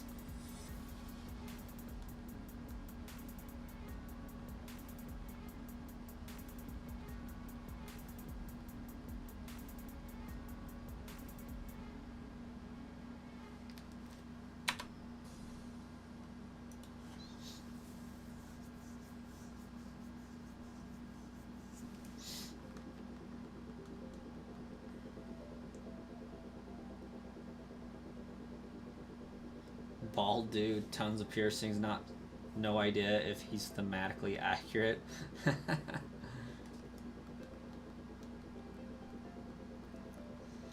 I also have a profound love for Assassin's Creed. I don't like the newer titles as much because I feel like they had such a great idea going with leading up to number 3 and including number 3, and then I feel like Black Flag and everything else just fell off lore wise and like doesn't make a whole lot of sense. But as I've been reading, I've been understanding a little bit more about what's going on behind the scenes. But I just love seeing Assassin's Creed twist and manipulate the portrayal of how the events actually went down. Like 1 or 2 in Brotherhood are so freaking funny because of Leonardo da Vinci.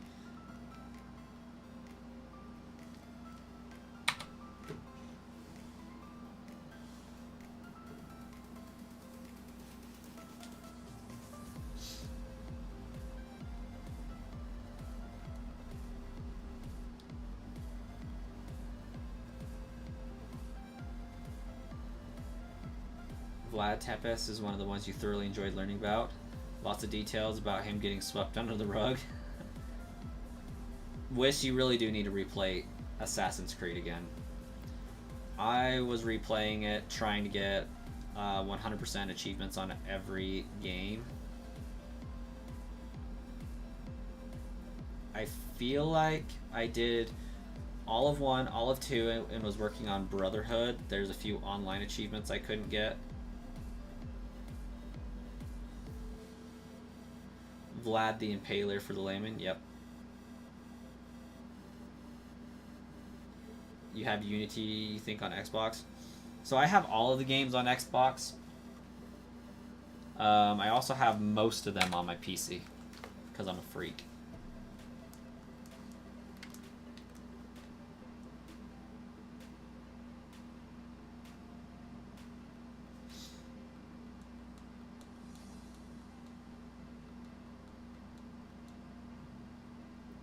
The Japan Assassin's Creed looks fire. I am excited for that. I think it'd be cool. They just come out with Assassin's Creed games faster than I can play them and enjoy them. Which is why Brasscoin Plays is going to be a thing, but I started with Resident Evil for some reason.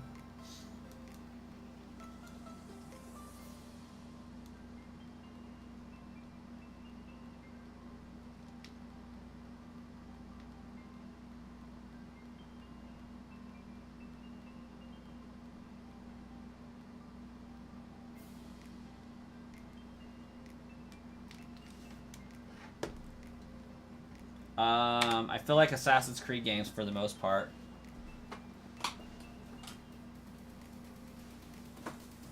Oh, come here.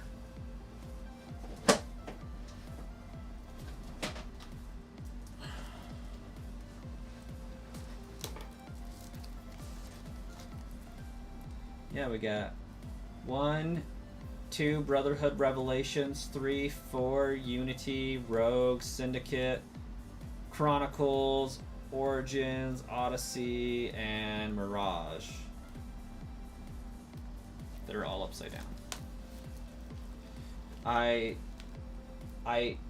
don't have Valhalla on the Xbox, so, but I do have it on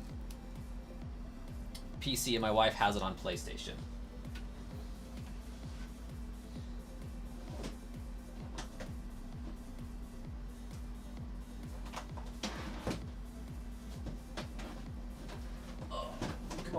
Don't be like that.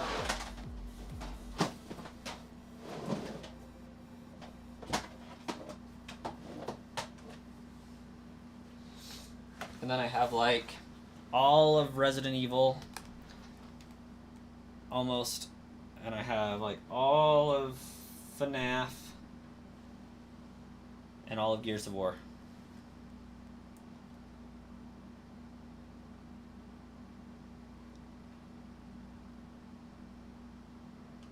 Wait, where did the cats come from? Oh, yeah, I have 2 cats. I have Midna and Fiona. You really excited for the new Gears of War? Me too. Me too.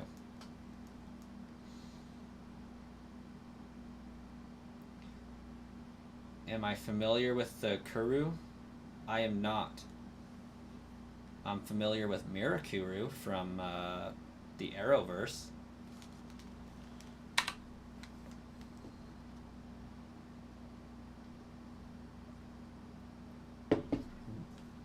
One cat tries to lay on him, the other has nothing to do with him.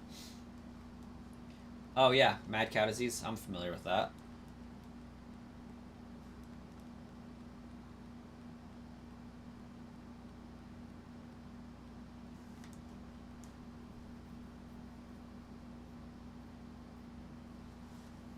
Phone with the Discord, laptop with the stream. That's what's up. That's how you do it. This is how we do it.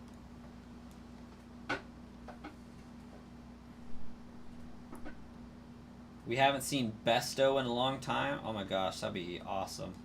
We need Besto. We need some Besto energy up in here.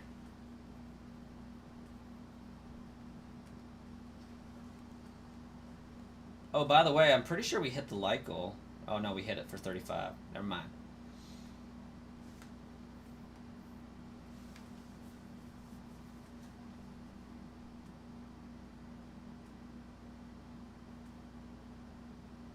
And the music when he died, it really broke my heart. What? I got an orange tabby and a pure black cat. We could get the goal if Besto was here. We surely could. Also, the music is still playing. It's just for some reason the song doesn't have any sound.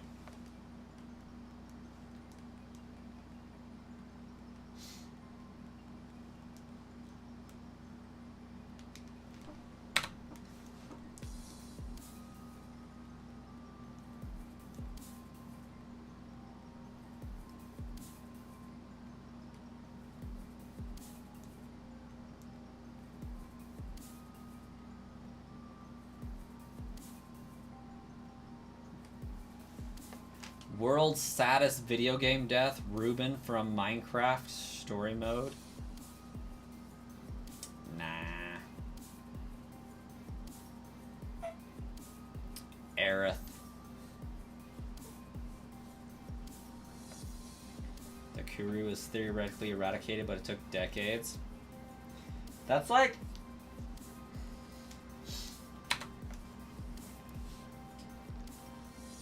It's kind of like... What was it? Smallpox? The measles and mumps? Like, we almost... Like, we had those eradicated. But, they came back.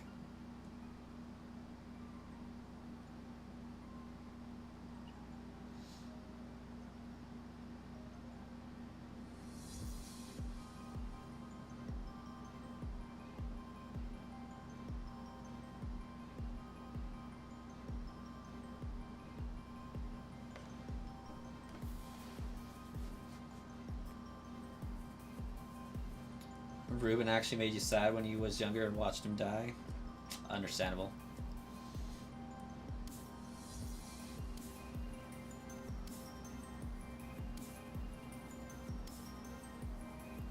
I am not sure, Wookie. I haven't heard anything in the news about monkeypox.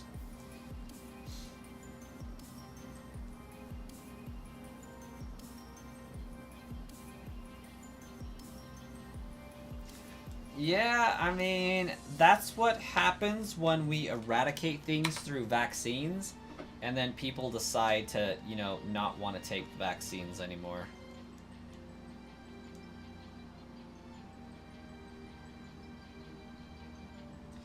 Kaimo-san says the saddest death in gamer history for you is Aunt May in the Insomniac Spider-Man game.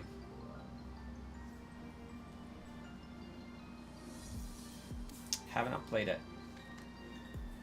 I know there's like a really sad one that's like universally agreed upon that's not Aerith.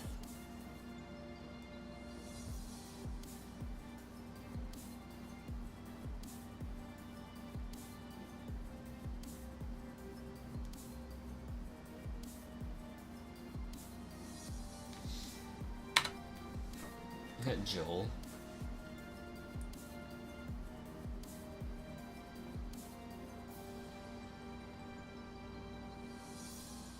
We have the capabilities to wipe out mosquitoes, but should we?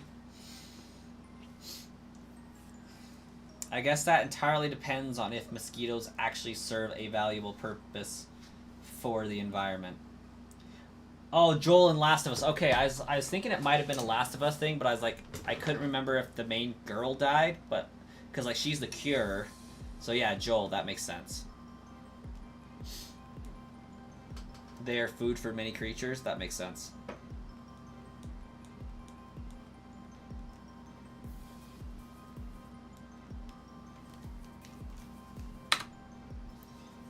Ellie nearly died, but no. Yeah.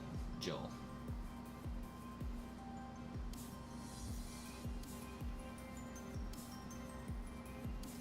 Mosquitoes are pollinators and food for many. Makes sense.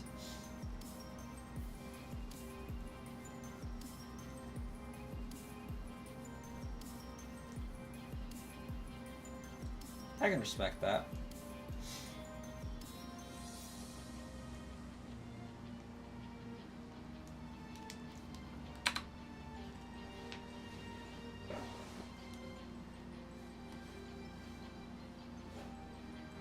Mosquitoes cause less death than idiocy. But we don't remove them from the existence either. That's funny.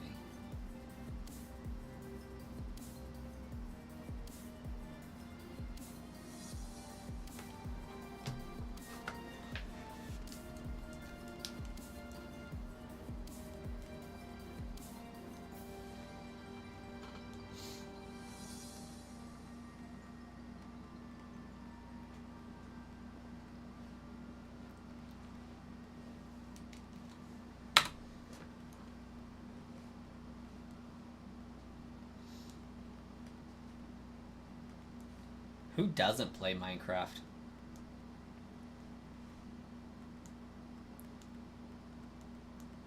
I also used to play Pixelmon too.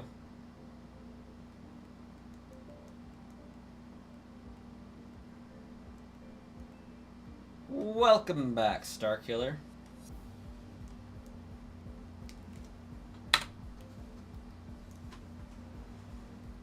If mosquitoes are gone, it'll only take a few years for nature to stabilize.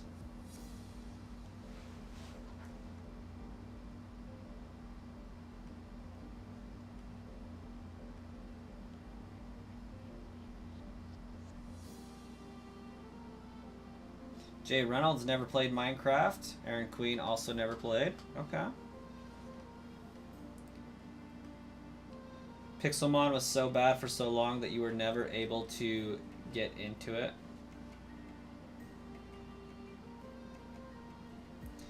I didn't play Pixelmon with A Drive.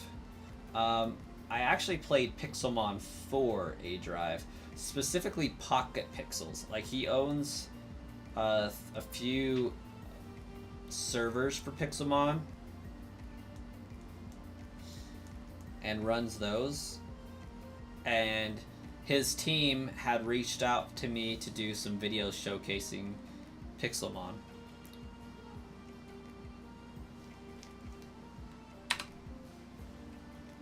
I was able to do 4 videos for him,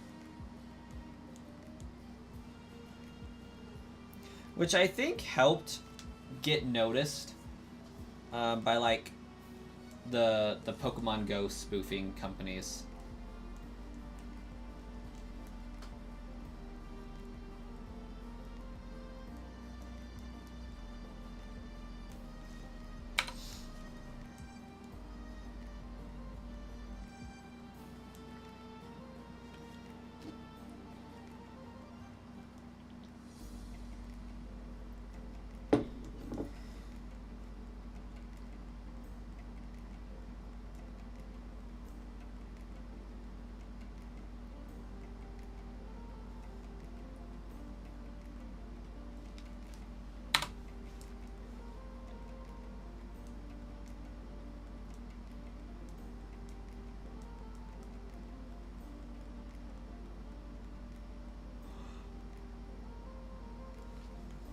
Do I have any designs on my bottle?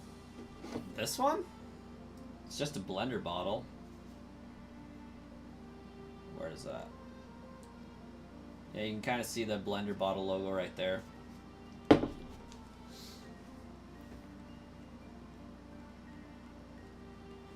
The irony that if human beings disappeared from Earth, Earth would virtually return to normalcy in less than 200 years. Yeah, probably.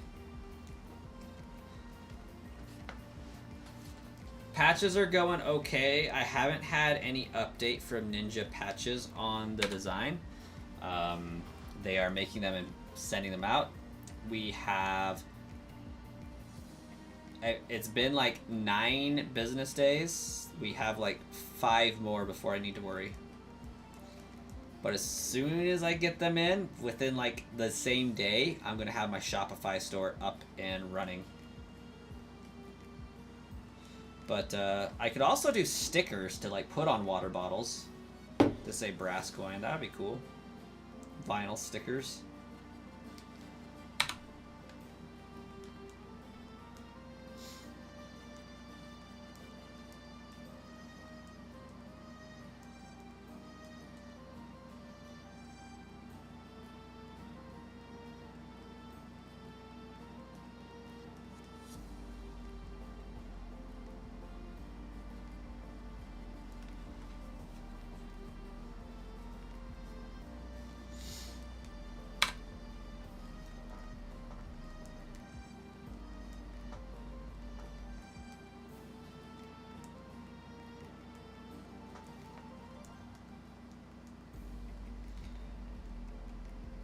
Nope, I think I just reset that one without even checking. I think G Fuel does a lot of that questionable marketing stuff. Brock, you have a great night.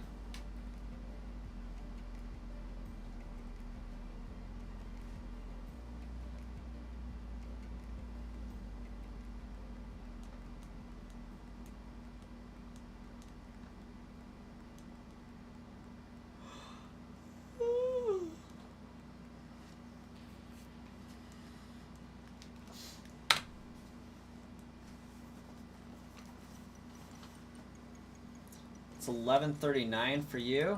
Oh, it's 12:39 for me. I'm gonna do 20 more encounters so we can end on a good 7,500, and then I'm going to bed because I got work tomorrow.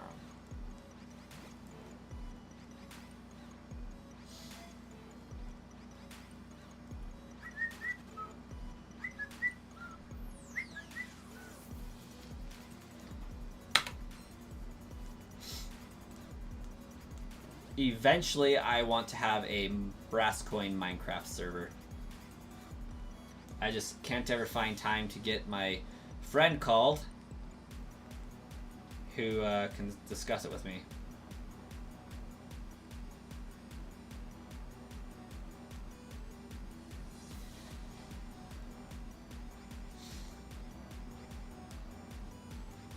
I think one of the saddest deaths in video game history is the main character from Fallout 3. Admittedly, it is optional. We need a 2-hour brass coin chat lore timeline.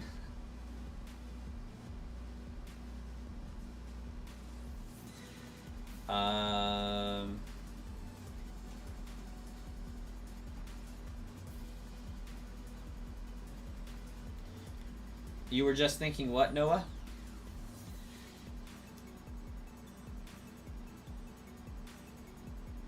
Oh, like before the Broken Steel DLC? Yeah. When you have to sacrifice yourself to purify the water or not.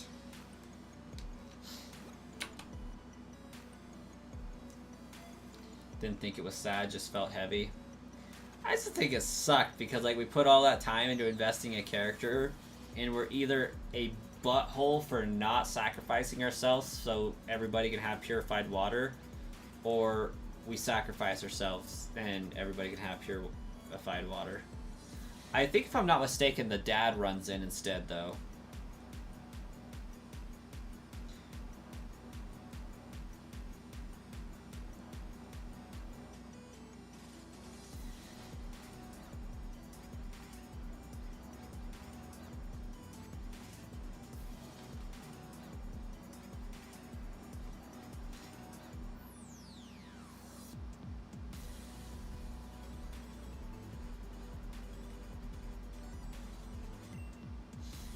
We put that time in investing in the character. Me who beat it in 2 days. Yeah. I played through it and got every single achievement I possibly could. You can have Fox do it. Who the heck is Fox? Fox is the mutant, right?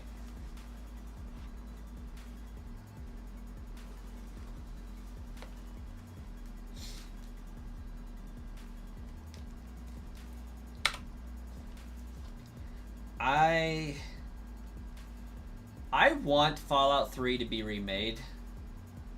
Super Mutant, okay. Maybe at Halloween, Wookie, we can do a evil laugh.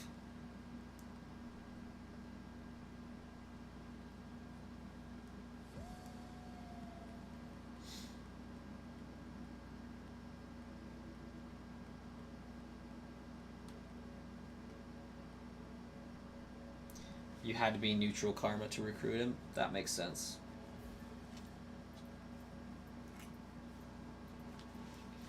I think I was rarely neutral.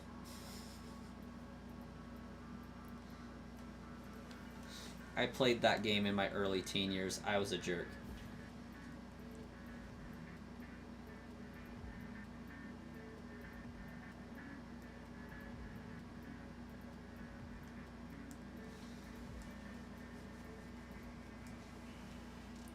Yeah, I'm ending the stream at 7,500.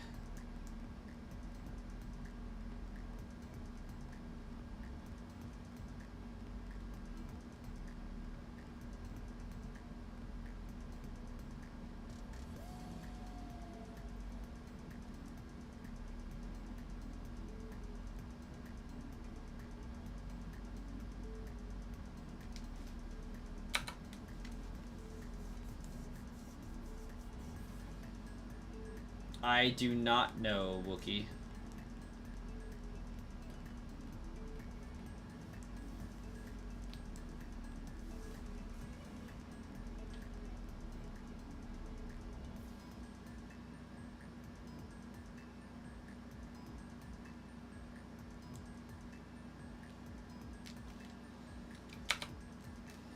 You happen to be the right alignment when you went there after the DLC dropped.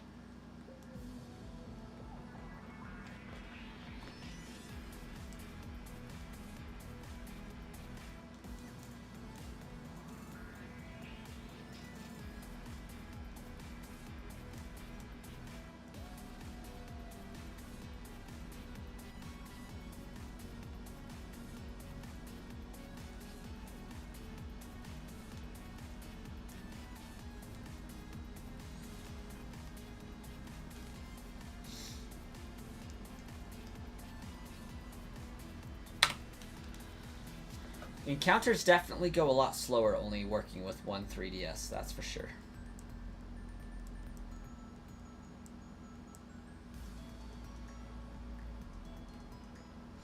If I could go back in time and have a safe conversation with any person and they can't kill me, who would I pick? It's a pretty good question, I suppose. Who would I pick to have a conversation with?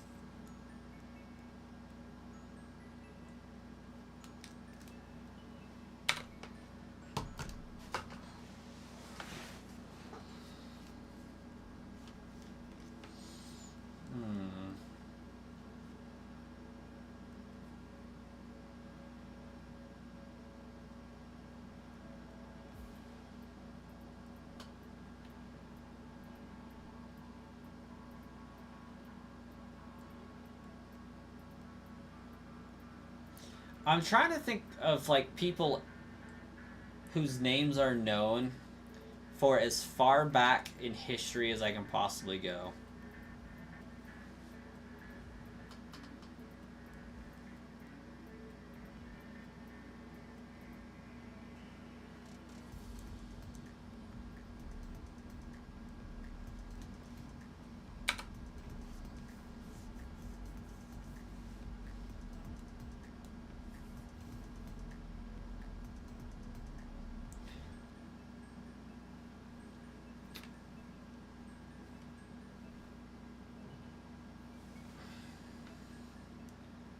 Two names do come to mind.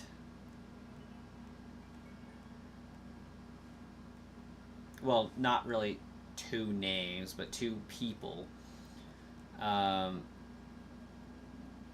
first is whoever the current leader of Egypt is.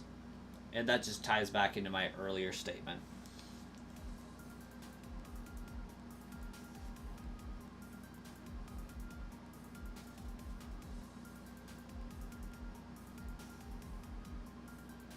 The current leader.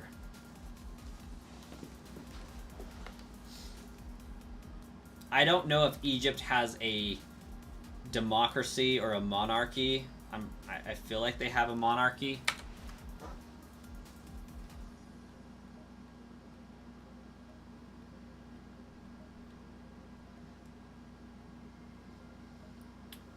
See, the problem with that is, Wookie,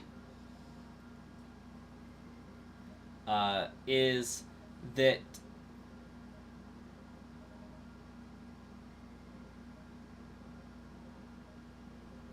you would choose Sargon, the first ever recorded king, ruled Mesopotamia. Okay. Yeah, so the problem with King Tut is that King Tut ruled in a time period where part of Egypt was buried, part of it was not. like the names of the pharaohs that we know are usually in that time frame. The current ruler of Egypt has the ability to say this area is off limits, this area is not off limits, so we could go in and check out some stuff that we have found. So like that's cool because we have more technology to find stuff buried out there than I feel like King Tut would have had access to in its heyday. So we would have to go back further than that, but knowing the ruler of Mesopotamia would aid greatly in that, because that would put us at the same time period. So that's the source of the logic for my line of thinking there.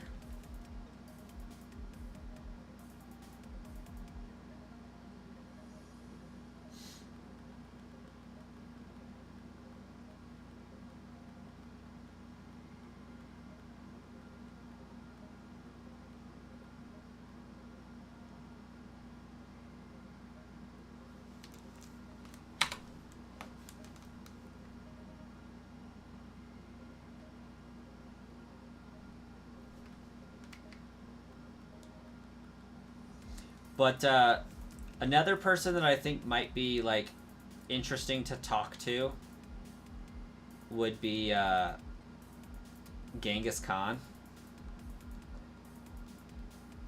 Could you imagine the stories from that guy?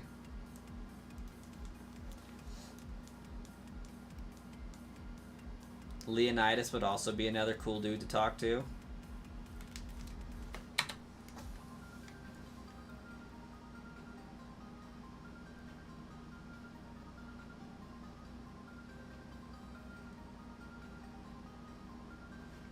Oh yeah.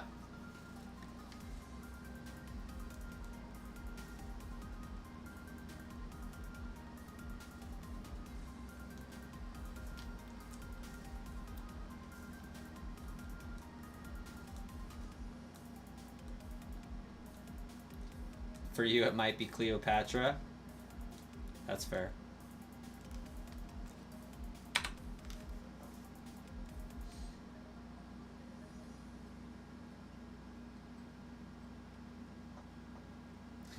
Jesus. I mean, that would be pretty cool too.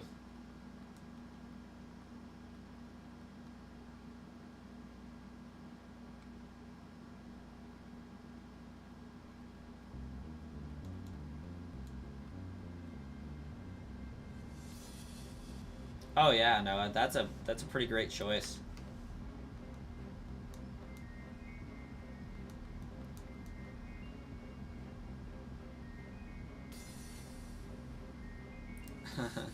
That's an interesting tidbit, Jay.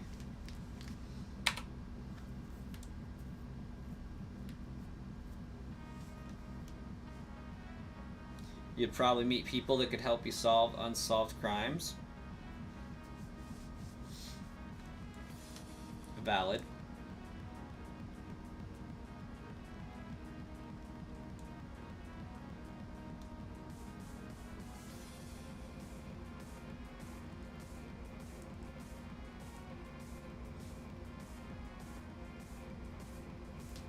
You make do with what you can get your hands on.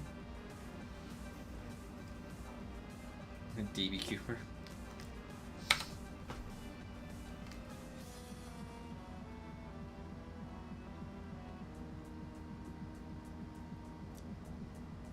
Second choice might be Jack the Ripper.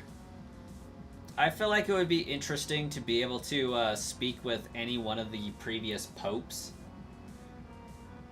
But, like, one of the conditions is also, like, while they can't hurt you, they also can't lie to you either.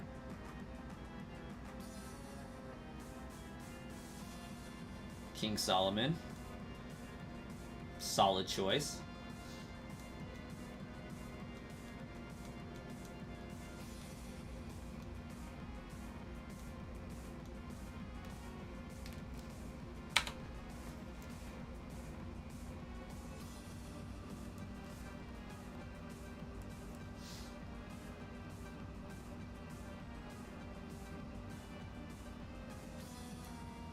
Perhaps Noah, yeah. I'm actually like more curious about the documents in the Vatican that aren't in the Bible. Like, from a history standpoint, I want to know what those documents say, because like the Vatican Library is freaking huge. Why is it so huge? What's in it?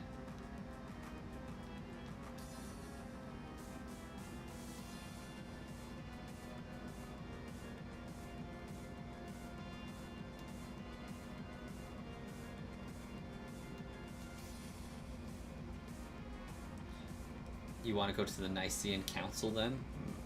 Maybe.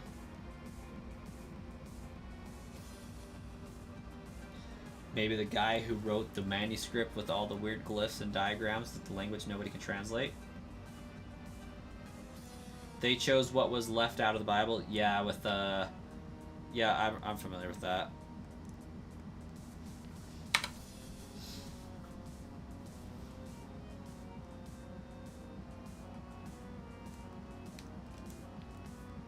I take issue with the fact that there are documents that people are not allowed to see.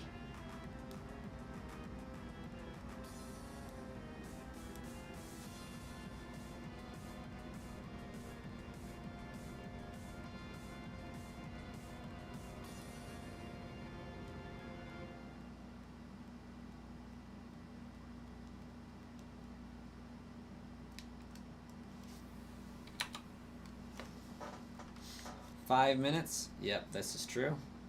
And I have 2 encounters left.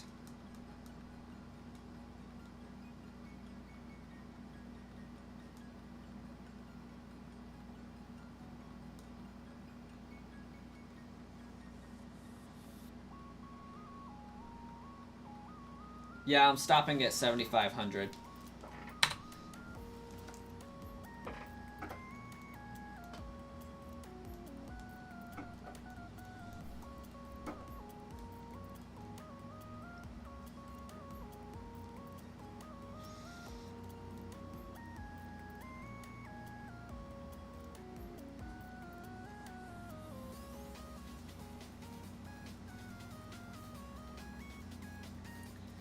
Yeah, I agree, Noah.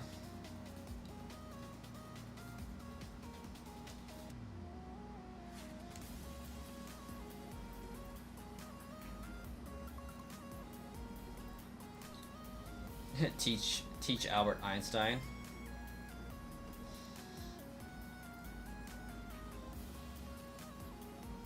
He's delaying the big one. Alright, and that is 7,500 encounters for today. We will also be streaming tomorrow. Tomorrow at 10:30ish. We'll begin streaming once again for some more Poipole hunting. We should have 2 DSs at that point. 2 3DSs to hunt with. And tomorrow, if I'm able to get Copper Coin in bed fast enough, we are also going to be looking at streaming some on Brass Coin Plays for episode 5 of my Resident Evil 0 playthrough. So, we'll see you guys tomorrow.